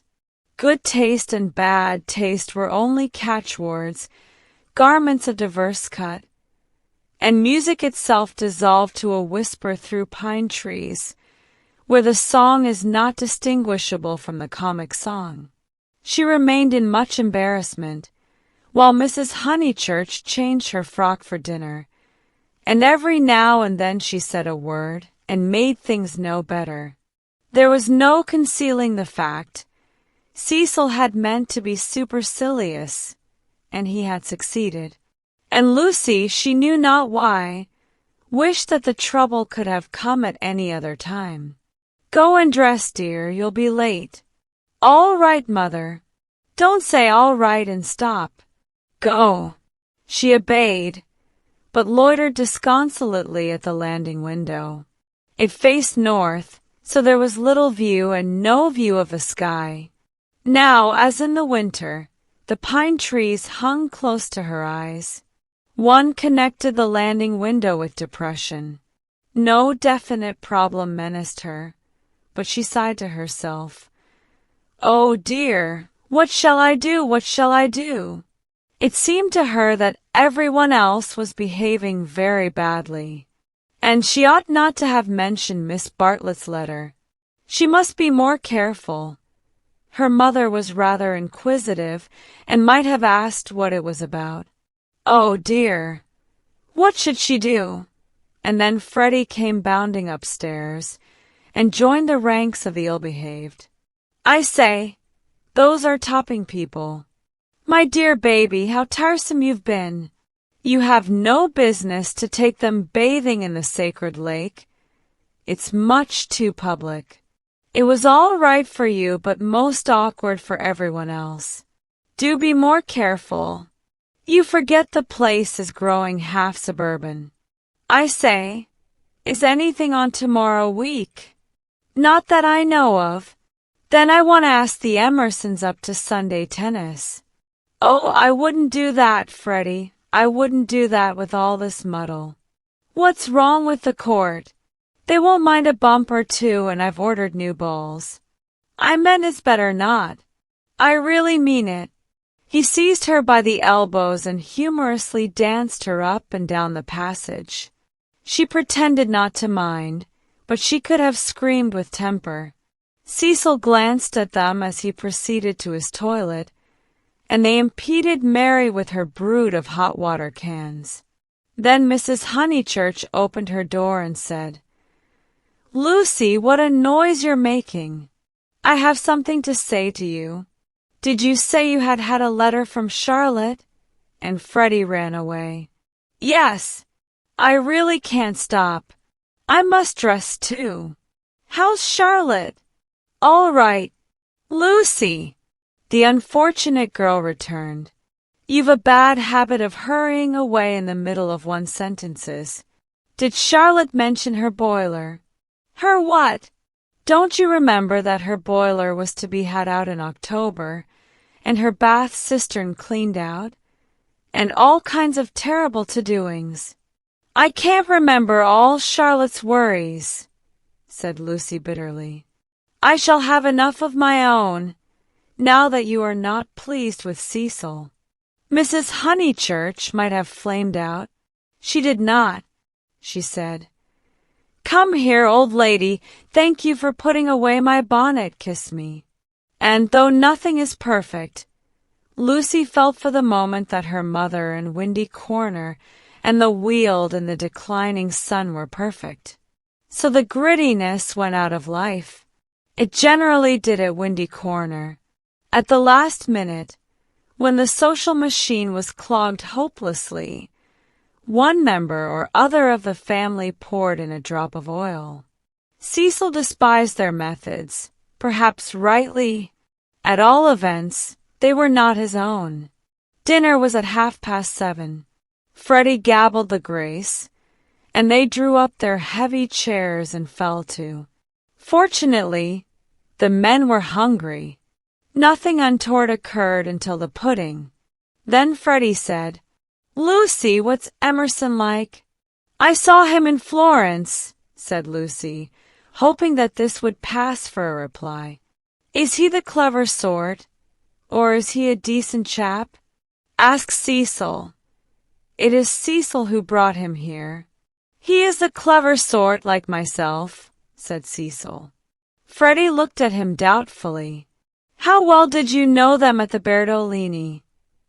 asked Mrs. Honeychurch. "Oh, very slightly. I mean, Charlotte knew them even less than I did." "Oh, that reminds me, you never told me what Charlotte said in her letter."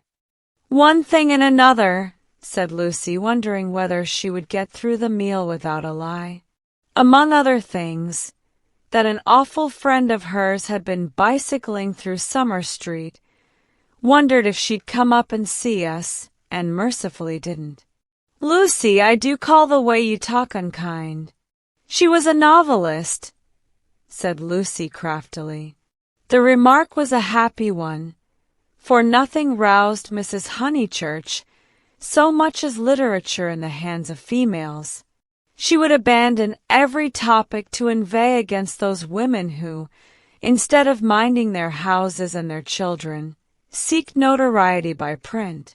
Her attitude was, if books must be written, let them be written by men, and she developed it at great length, while Cecil yawned and Freddie played at this year, next year, now never, with his plumstones, and Lucy artfully fed the flames of her mother's wrath.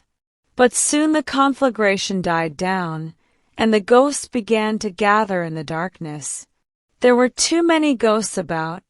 The original ghost, that touch of lips on her cheek, had surely been laid long ago. It could be nothing to her that a man had kissed her on a mountain once.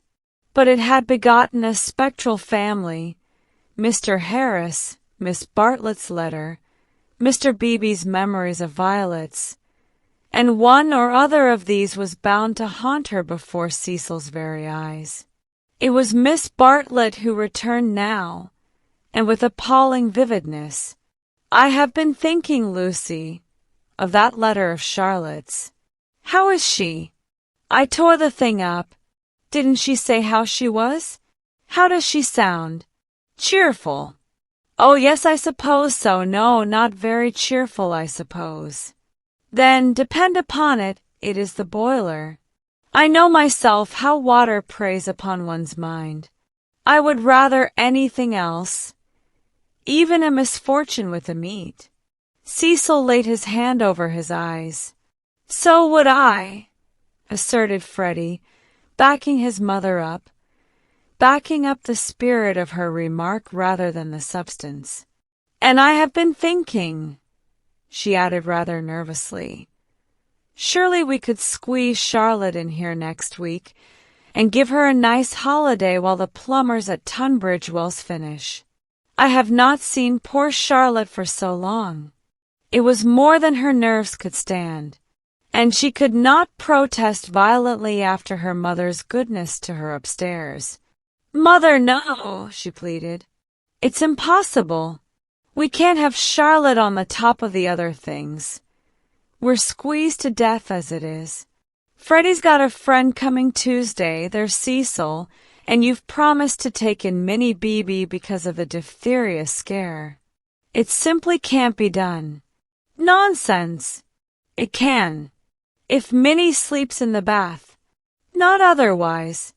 Minnie can sleep with you. I won't have her. Then, if you're so selfish, Mr. Floyd must share a room with Freddie." "Miss Bartlett, Miss Bartlett, Miss Bartlett," moaned Cecil, again laying his hand over his eyes. "It's impossible," repeated Lucy. "I don't want to make difficulties, but it really isn't fair on the maids to fill up the house so. Alas! The truth is, dear, you don't like Charlotte." "No, I don't. And no more does Cecil. She gets on our nerves. You haven't seen her lately, and don't realize how tiresome she can be though so good. So please, Mother, don't worry us this last summer, but spoil us by not asking her to come." "Hear, hear," said Cecil. Mrs. Honeychurch, with more gravity than usual, and with more feeling than she usually permitted herself, replied, "This isn't very kind of you, too. You have each other and all these woods to walk in, so full of beautiful things. And poor Charlotte has only the water turned off and plumbers. You are young dears, and however clever young people are, and however many books they read, they will never guess what it feels like to grow old." Cecil crumbled his bread. "I must say Cousin Charlotte was very kind to me that year I called on my bike," put in Freddie. "She thanked me for coming till I felt like such a fool, and fussed round no end to get an egg boiled for my tea just right. I know, dear, she is kind to everyone, and yet Lucy makes this difficulty when we try to give her some little return." But Lucy hardened her heart. It was no good being kind to Miss Bartlett. She had tried herself too often and too recently. One might lay up treasure in heaven by the attempt, but one enriched neither Miss Bartlett nor any one else upon earth. She was reduced to saying, "I can't help it, Mother. I don't like Charlotte. I admit it's horrid of me. From your own account, you told her as much. Well, she would leave Florence so stupidly. She flurried. The ghosts were returning. They filled Italy. They were even usurping the places she had known as a child. The sacred lake would never be the same again, and on Sunday week something would even happen to Windy Corner. How would she fight against ghosts? For a moment the visible world faded away, and memories and emotions alone seemed real. I suppose Miss Bartlett must come, since she boils eggs so well," said Cecil, who was in rather a happier frame of mind, thanks to the admirable cooking. "I didn't mean the egg was well boiled," corrected Freddie, "because in point of fact she forgot to take it off, and as a matter of fact I don't care for eggs. I only meant how jolly kind she seemed." Cecil frowned again. "Oh, these Honeychurches. Eggs, boilers, hydrangeas, maids. Of such were their lives compact. May me and Lucy get down from our chairs?" he asked, with scarcely veiled insolence. "We don't want no dessert." Chapter 14. How Lucy faced the external situation bravely. Of course Miss Bartlett accepted, and equally of course, she felt sure that she would prove a nuisance, and begged to be given an inferior spare room, something with no view anything.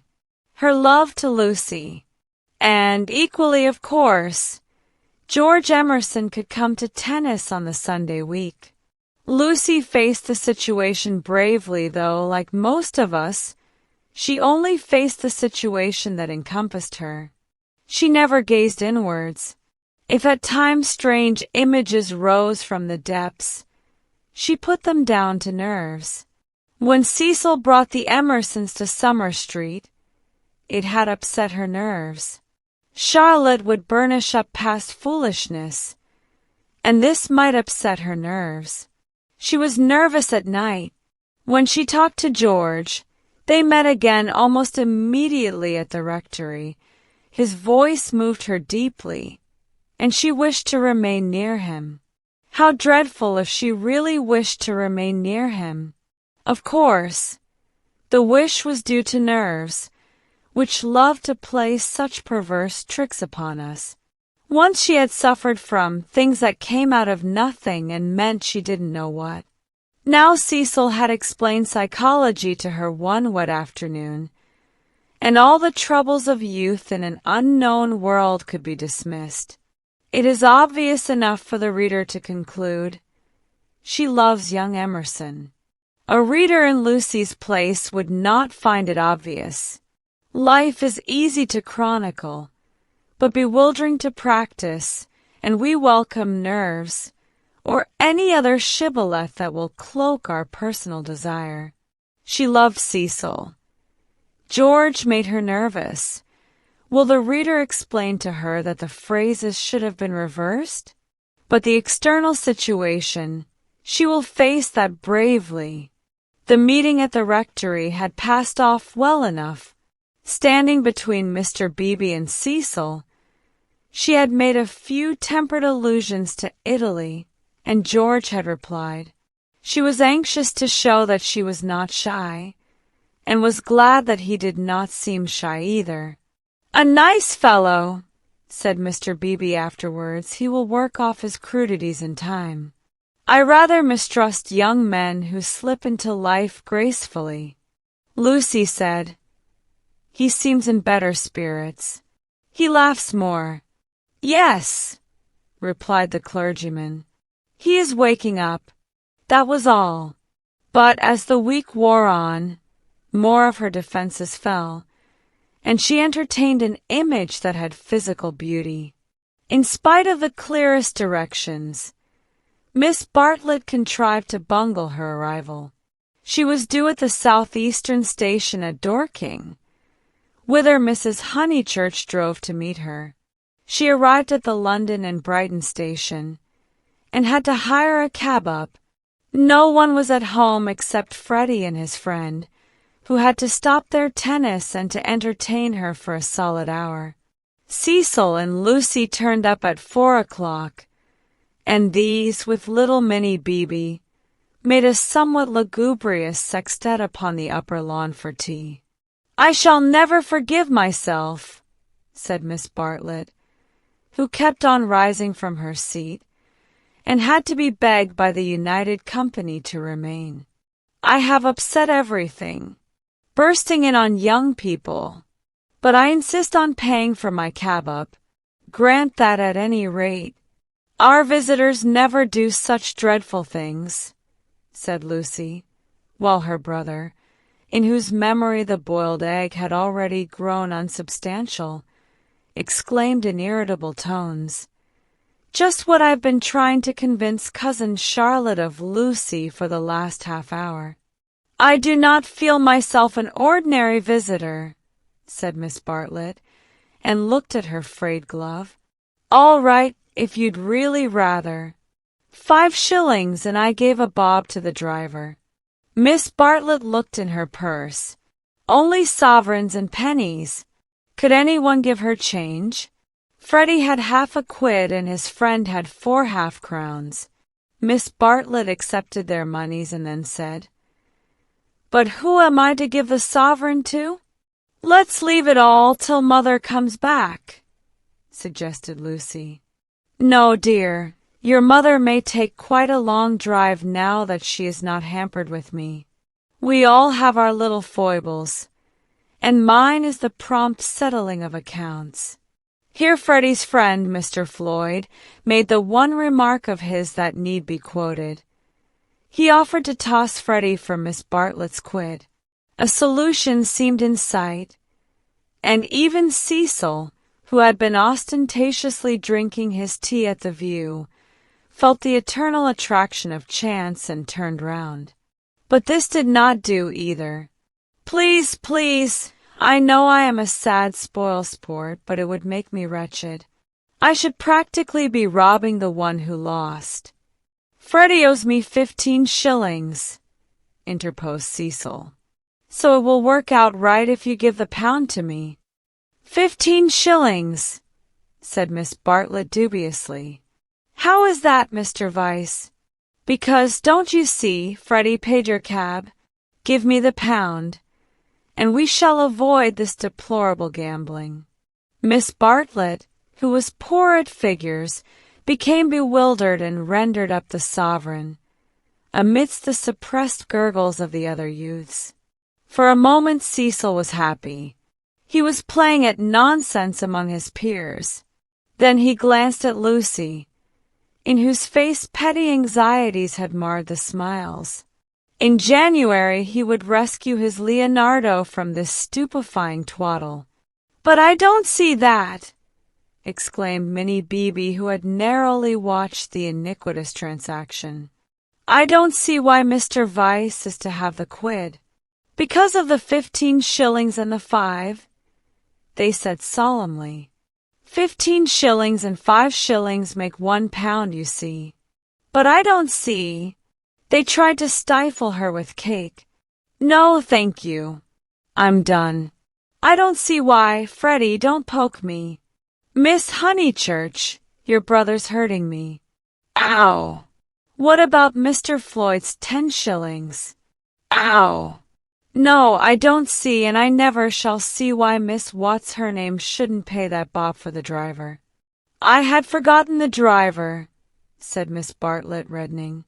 "Thank you, dear, for reminding me. A shilling, was it? Can anyone give me change for half a crown?" "I'll get it," said the young hostess, rising with decision. "Cecil, give me that sovereign. No. Give me up that sovereign. I'll get Euphemia to change it, and we'll start the whole thing again from the beginning." "Lucy, Lucy, what a nuisance I am!" protested Miss Bartlett, and followed her across the lawn. Lucy tripped ahead, simulating hilarity. When they were out of earshot, Miss Bartlett stopped her wails and said quite briskly, "Have you told him about him yet?" "No, I haven't," replied Lucy, and then could have bitten her tongue for understanding so quickly what her cousin meant. "Let me see. A sovereign's worth of silver." She escaped into the kitchen. Miss Bartlett's sudden transitions were too uncanny. It sometimes seemed as if she planned every word she spoke or caused to be spoken, as if all this worry about cabs and change had been a ruse to surprise the soul.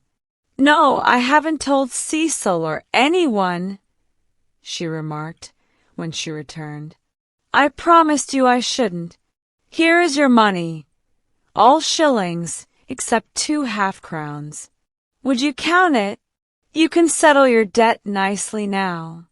Miss Bartlett was in the drawing-room, gazing at the photograph of St. John ascending, which had been framed. "How dreadful!" she murmured. "How more than dreadful if Mr. Vyse should come to hear of it from some other source." "Oh, no, Charlotte," said the girl, entering the battle. "George Emerson is all right. And what other source is there?" Miss Bartlett considered. "For instance, the driver. I saw him looking through the bushes at you. Remember, he had a violet between his teeth." Lucy shuddered a little. "We shall get the silly affair on our nerves if we aren't careful. How could a Florentine cab driver ever get hold of Cecil? We must think of every possibility. Oh, it's all right. Or perhaps old Mr. Emerson knows. In fact, he is certain to know. I don't care if he does. I was grateful to you for your letter, but even if the news does get round, I think I can trust Cecil to laugh at it. To contradict it? No, to laugh at it. But she knew in her heart that she could not trust him, for he desired her untouched. "Very well, dear, you know best. Perhaps gentlemen are different to what they were when I was young. Ladies are certainly different. Now, Charlotte!" She struck at her playfully. "You kind anxious thing. What would you have me do? First you say don't tell, and then you say tell. Which is it to be? Quick!" Miss Bartlett sighed. "I am no match for you in conversation, dearest. I blush when I think how I interfered at Florence, and you so well able to look after yourself, and so much cleverer in all ways than I am. You will never forgive me. Shall we go out then? They will smash all the china if we don't." For the air rang with the shrieks of Minnie, who was being scalped with a teaspoon. "Dear, one moment. We may not have this chance for a chat again. Have you seen the young one yet? Yes, I have. What happened? We met at the rectory. What line is he taking up? No line. He talked about Italy like any other person. It is really all right. What advantage would he get from being a cad? To put it bluntly, I do wish I could make you see it my way. He really won't be any nuisance, Charlotte. Once a cad, always a cad. That is my poor opinion. Lucy paused. Cecil said one day, and I thought it so profound, that there are two kinds of cads, the conscious and the subconscious. She paused again, to be sure of doing justice to Cecil's profundity. Through the window she saw Cecil himself, turning over the pages of a novel. It was a new one from Smith's library. Her mother must have returned from the station. Once a cad, always a cad, droned Miss Bartlett. What I mean by subconscious is that Emerson lost his head. I fell into all those violets, and he was silly and surprised. I don't think we ought to blame him very much. It makes such a difference when you see a person with beautiful things behind him unexpectedly. It really does. It makes an enormous difference, and he lost his head. He doesn't admire me, or any of that nonsense, one straw. Freddie rather likes him, and has asked him up here on Sunday, so you can judge for yourself. He has improved. He doesn't always look as if he's going to burst into tears. He is a clerk in the general manager's office at one of the big railways, not a porter, and runs down to his father for weekends. Papa was to do with journalism, but is rheumatic and has retired. There? Now for the garden. She took hold of her guest by the arm. Suppose we don't talk about this silly Italian business any more.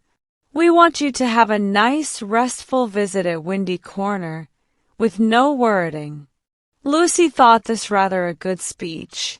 The reader may have detected an unfortunate slip in it. Whether Miss Bartlett detected the slip one cannot say, for it is impossible to penetrate into the minds of elderly people. She might have spoken further, but they were interrupted by the entrance of her hostess. Explanations took place, and in the midst of them Lucy escaped, the images throbbing a little more vividly in her brain. Chapter 15. The Disaster Within. The Sunday after Miss Bartlett's arrival was a glorious day, like most of the days of that year. In the Weald, autumn approached, breaking up the green monotony of summer, touching the parks with the gray bloom of mist, the beech trees with russet, the oak trees with gold. Up on the heights, battalions of black pines witnessed the change, themselves unchangeable. Either country was spanned by a cloudless sky, and in either arose the tinkle of church bells. The garden of Windy Corners was deserted except for a red book, which lay sunning itself upon the gravel path. From the house came incoherent sounds, as of females preparing for worship. The men say they won't go. Well, I don't blame them, Minnie says. Need she go? Tell her no nonsense. And, Mary, hook me behind.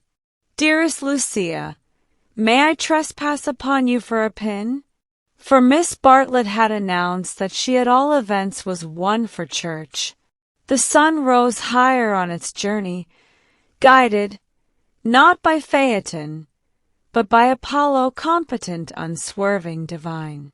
Its rays fell on the ladies whenever they advanced towards the bedroom windows.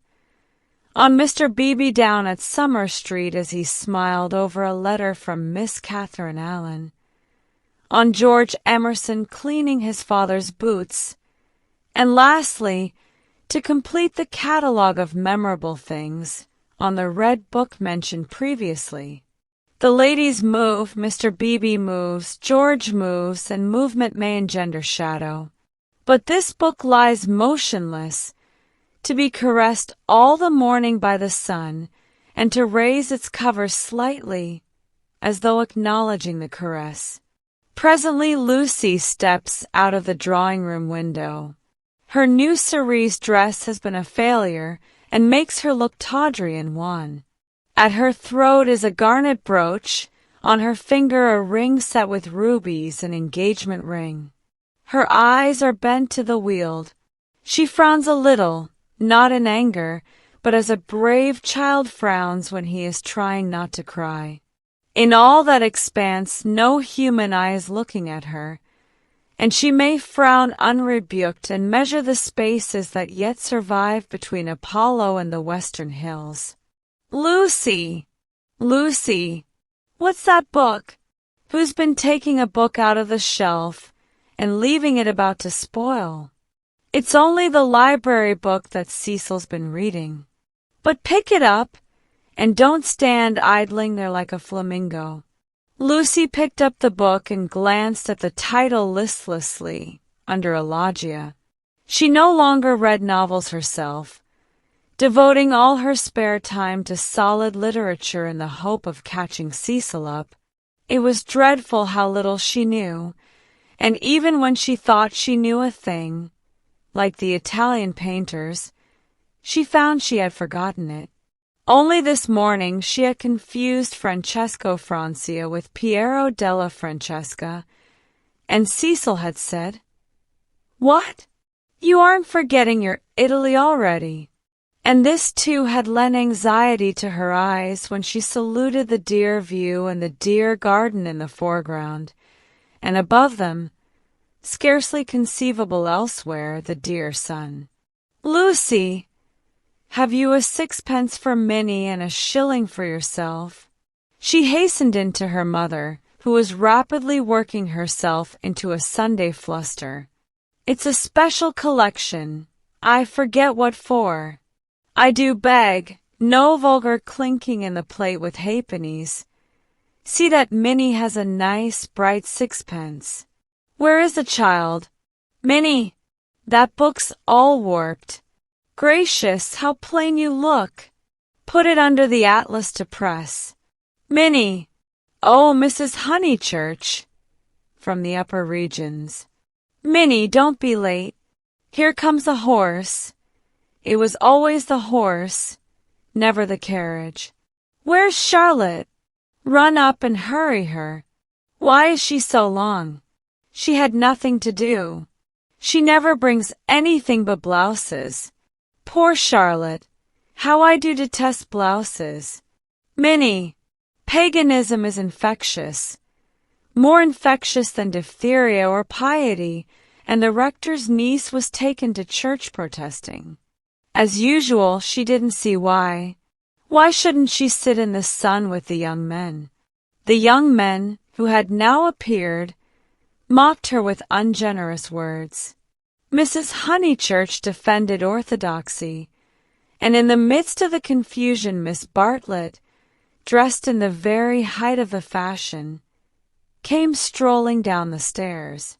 "Dear Marian, I am very sorry, but I have no small change, nothing but sovereigns and half-crowns. Could any one give me—" "Yes, easily. Jump in. Gracious me, how smart you look. What a lovely frock. You put us all to shame. If I did not wear my best rags and tatters now, when should I wear them?" said Miss Bartlett reproachfully. She got into the Victoria and placed herself with her back to the horse. The necessary roar ensued, and then they drove off. "Goodbye. Be good," called out Cecil. Lucy bit her lip, for the tone was sneering. On the subject of church and so on, they had had rather an unsatisfactory conversation. He had said that people ought to overhaul themselves, and she did not want to overhaul herself. She did not know it was done. Honest orthodoxy Cecil respected, but he always assumed that honesty is the result of a spiritual crisis. He could not imagine it as a natural birthright that might grow heavenward like flowers. All that he said on this subject pained her, though he exuded tolerance from every pore. Somehow the Emersons were different. She saw the Emersons after church.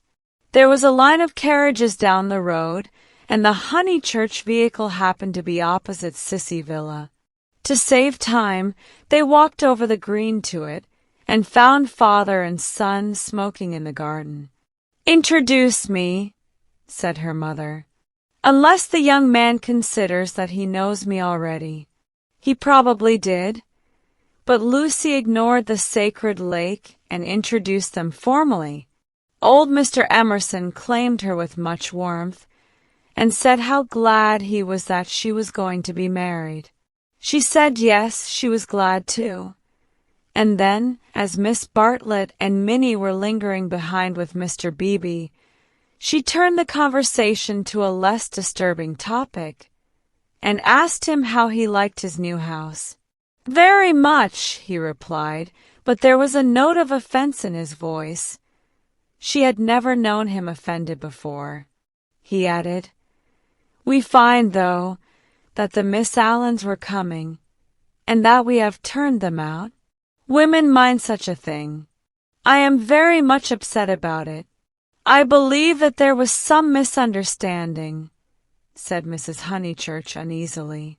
"Our landlord was told that we should be a different type of person," said George, who seemed disposed to carry the matter further.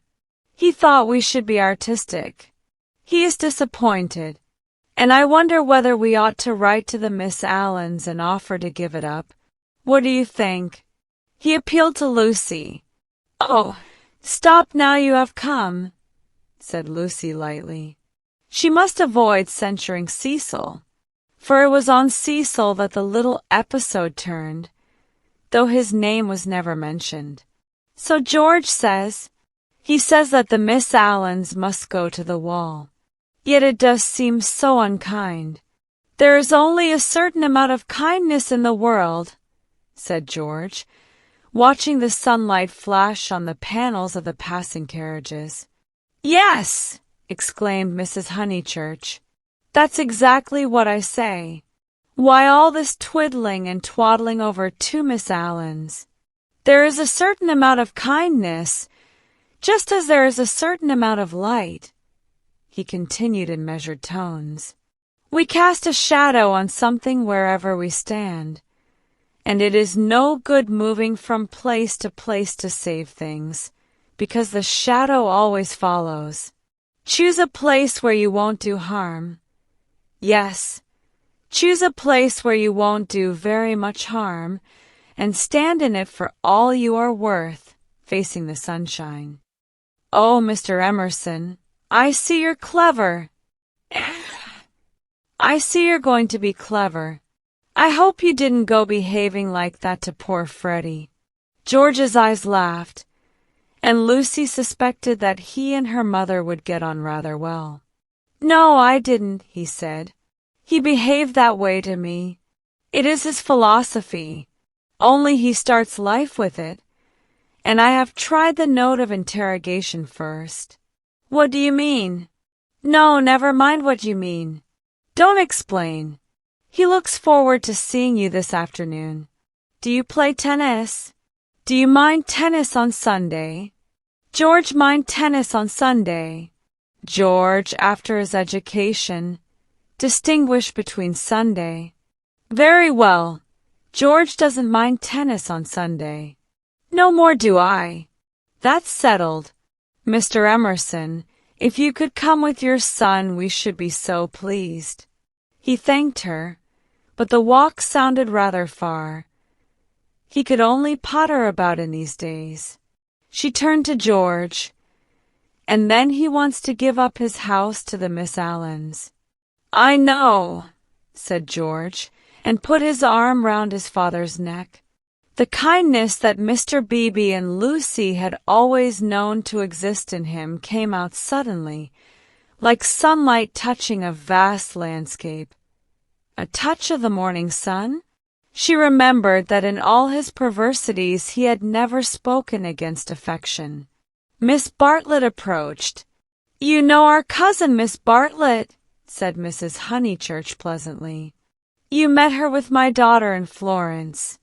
"Yes, indeed," said the old man, and made as if he would come out of the garden to meet the lady. Miss Bartlett promptly got into the Victoria. Thus entrenched, she emitted a formal bow. It was the Pension Berdolini again, the dining table with the decanters of water and wine. It was the old battle of the room with the view. George did not respond to the bow. Like any boy, he blushed and was ashamed. He knew that the chaperone remembered. He said, I'll come up to tennis if I can manage it," and went into the house. Perhaps anything that he did would have pleased Lucy, but his awkwardness went straight to her heart. Men were not gods after all, but as human and as clumsy as girls. Even men might suffer from unexplained desires and need help. To one of her upbringing, and of her destination, the weakness of men was a truth unfamiliar, but she had surmised it at Florence, when George threw her photographs into the River Arno. "George, don't go!" cried his father, who thought it a great treat for people if his son would talk to them. "George has been in such good spirits today, and I am sure he will end by coming up this afternoon." Lucy caught her cousin's eye. Something in its mute appeal made her reckless.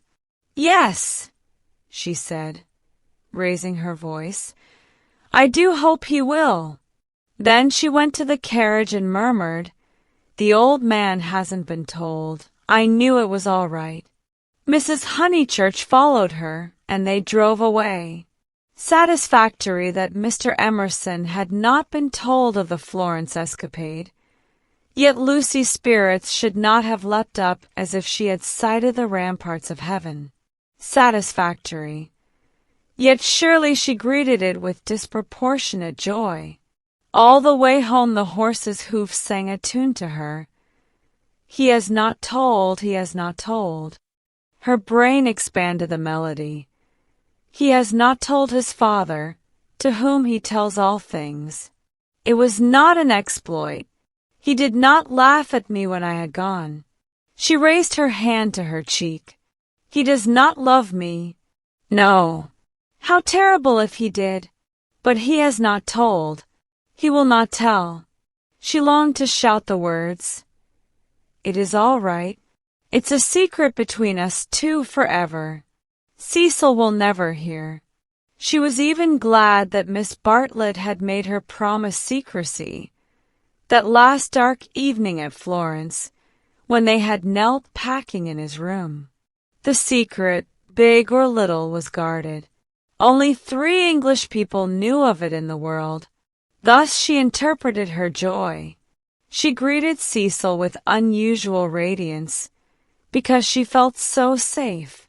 As he helped her out of the carriage, she said, "The Emersons have been so nice. George Emerson has improved enormously." "How are my protégés?" asked Cecil, who took no real interest in them, and had long since forgotten his resolution to bring them to Windy Corner for educational purposes. "Protégés!" she exclaimed with some warmth, for the only relationship which Cecil conceived was feudal, that of protector and protected. He had no glimpse of the comradeship after which the girl's soul yearned. "You shall see for yourself how your protégés are. George Emerson is coming up this afternoon. He is a most interesting man to talk to. Only don't," she nearly said, "don't protect him." But the bell was ringing for lunch, and, as often happened, Cecil had paid no great attention to her remarks. Charm, not argument, was to be her forte.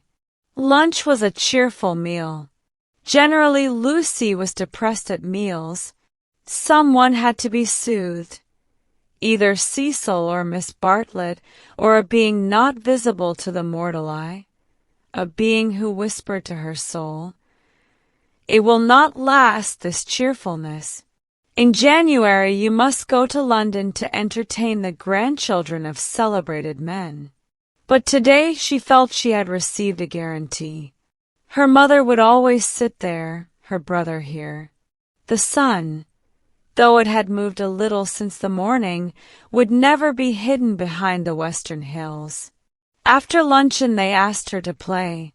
She had seen Gluck's Armide that year, and played from memory the music of the enchanted garden, the music to which Renaud approaches, beneath the light of an eternal dawn, the music that never gains, never wanes, but ripples forever like the tideless seas of fairyland. Such music is not for the piano, and her audience began to get restive, and Cecil, sharing the discontent, called out, "Now play us the other garden, the one in Parsifal." She closed the instrument. "Not very dutiful," said her mother's voice. Fearing that she had offended Cecil, she turned quickly round. There George was. He had crept in without interrupting her. "Oh, I had no idea," she exclaimed, getting very red. And then, without a word of greeting, she reopened the piano. Cecil should have the Parsifal, and anything else that he liked. "Our performer has changed her mind," said Miss Bartlett, perhaps implying, "she will play the music to Mr. Emerson." Lucy did not know what to do, nor even what she wanted to do. She played a few bars of the Flower Maiden song very badly, and then she stopped. "I vote tennis," said Freddie, disgusted at the scrappy entertainment. "Yes, so do I." Once more she closed the unfortunate piano. "I vote you have a men's four." "All right. Not for me, thank you," said Cecil. "I will not spoil the set." He never realized that it may be an act of kindness in a bad player to make up a fourth. "Oh, come along, Cecil." "I'm bad. Floyd's rotten. And so I dare say's Emerson." George corrected him. "I am not bad." One looked down one's nose at this. "Then certainly I won't play," said Cecil, while Miss Bartlett, under the impression that she was snubbing George, added, "I agree with you, Mr. Vyse. You had much better not play. Much better not." Minnie, rushing in where Cecil feared to tread, announced that she would play. "I shall miss every ball anyway, so what does it matter?" But Sunday intervened and stamped heavily upon the kindly suggestion. "Then it will have to be Lucy," said Mrs. Honeychurch. "You must fall back on Lucy. There is no other way out of it. Lucy, go and change your frock." Lucy's Sabbath was generally of this amphibious nature. She kept it without hypocrisy in the morning, and broke it without reluctance in the afternoon. As she changed her frock, she wondered whether Cecil was sneering at her. Really, she must overhaul herself and settle everything up before she married him. Mr. Floyd was her partner.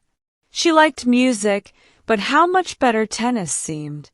How much better to run about in comfortable clothes than to sit at the piano and feel girt under the arms. Once more music appeared to her the employment of a child. George served, and surprised her by his anxiety to win. She remembered how he had sighed among the tombs at Santa Croce because things wouldn't fit. How after the death of that obscure Italian he had leant over the parapet by the Arno and said to her, "I shall want to live, I tell you." He wanted to live now, to win at tennis, to stand for all he was worth in the sun which had begun to decline and was shining in her eyes, and he did win. Ah, how beautiful the Weald looked! The hills stood out above its radiance, As Fiesole stands above the Tuscan plain, and the South Downs, if one chose, were the mountains of Carrara. She might be forgetting her Italy, but she was noticing more things in her England. One could play a new game with the view, and try to find in its innumerable folds some town or village that would do for Florence. Ah, how beautiful the Weald looked! But now Cecil claimed her. He chanced to be in a lucid critical mood, and would not sympathize with exultation. He had been rather a nuisance all through the tennis, for the novel that he was reading was so bad that he was obliged to read it aloud to others. He would stroll round the precincts of a court and call out, "I say, listen to this, Lucy. 3 split infinitives." "Dreadful," said Lucy, and missed her stroke. When they had finished their set, he still went on reading. There was some murder scene, and really everyone must listen to it. Freddie and Mr. Floyd were obliged to hunt for a lost ball in the laurels, but the other 2 acquiesced. "The scene is laid in Florence." "What fun, Cecil! Read away. Come, Mr. Emerson, sit down after all your energy." She had forgiven George, as she put it, and she made a point of being pleasant to him. He jumped over the net and sat down at her feet, asking, "Ewan, are you tired?" "Of course I'm not." "Do you mind being beaten?" She was going to answer, "No," when it struck her that she did mind, so she answered, "Yes." She added merrily, "I don't see you're such a splendid player, though. The light was behind you, and it was in my eyes." "I never said I was."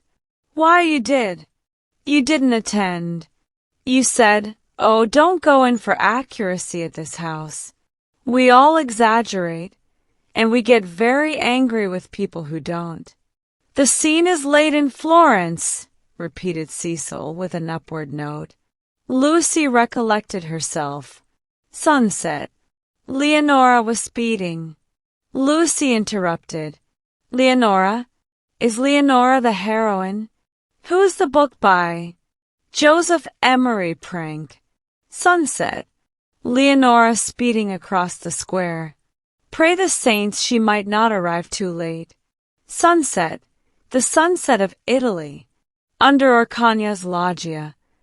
The Loggia de Lanzi, as we sometimes call it now. Lucy burst into laughter.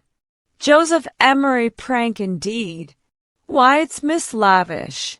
It's Miss Lavish's novel, and she's publishing it under somebody else's name." "Who may Miss Lavish be?" "Oh, a dreadful person, Mr. Emerson. You remember Miss Lavish?" Excited by her pleasant afternoon, she clapped her hands. George looked up. "Of course I do. I saw her the day I arrived at Summer Street. It was she who told me that you lived here. Weren't you pleased?" She meant to see Miss Lavish, but when he bent down to the grass without replying, it struck her that she could mean something else. She watched his head, which was almost resting against her knee, and she thought that the ears were reddening. "No wonder the novel's bad," she added. "I never liked Miss Lavish, but I suppose one ought to read it as one's met her." "All modern books are bad," said Cecil, who was annoyed at her inattention, and vented his annoyance on literature. "Every one writes for money in these days." "Oh, Cecil, it is so. I will inflict Joseph Emery Prank on you no longer." Cecil, this afternoon, seemed such a twittering sparrow. The ups and downs in his voice were noticeable, but they did not affect her.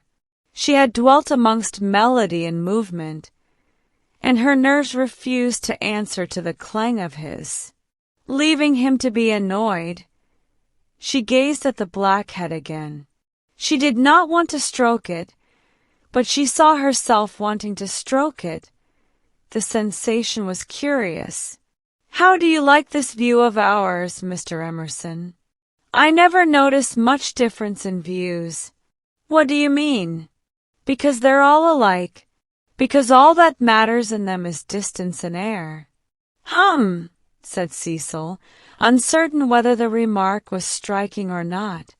"My father," he looked up at her, and he was a little flushed, "says that there is only one perfect view, the view of the sky straight over our heads, and that all these views on earth are but bungled copies of it."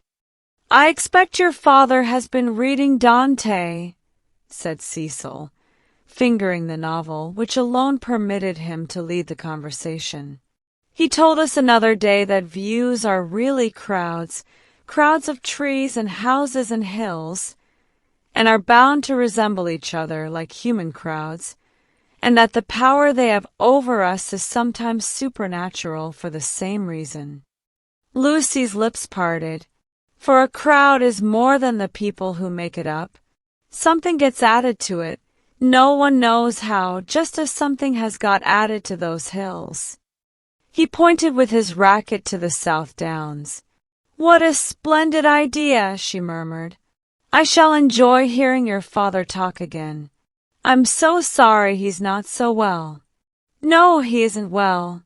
There's an absurd account of a view in this book," said Cecil. "Also that men fall into two classes, those who forget views and those who remember them, even in small rooms. Mr. Emerson, have you any brothers or sisters?" "None." "Why? You spoke of U.S." "My mother, I was meaning." Cecil closed the novel with a bang. "Oh, Cecil, how you made me jump. I will inflict Joseph Emery prank on you no longer. I can just remember us all three going into the country for the day and seeing as far as Hindhead.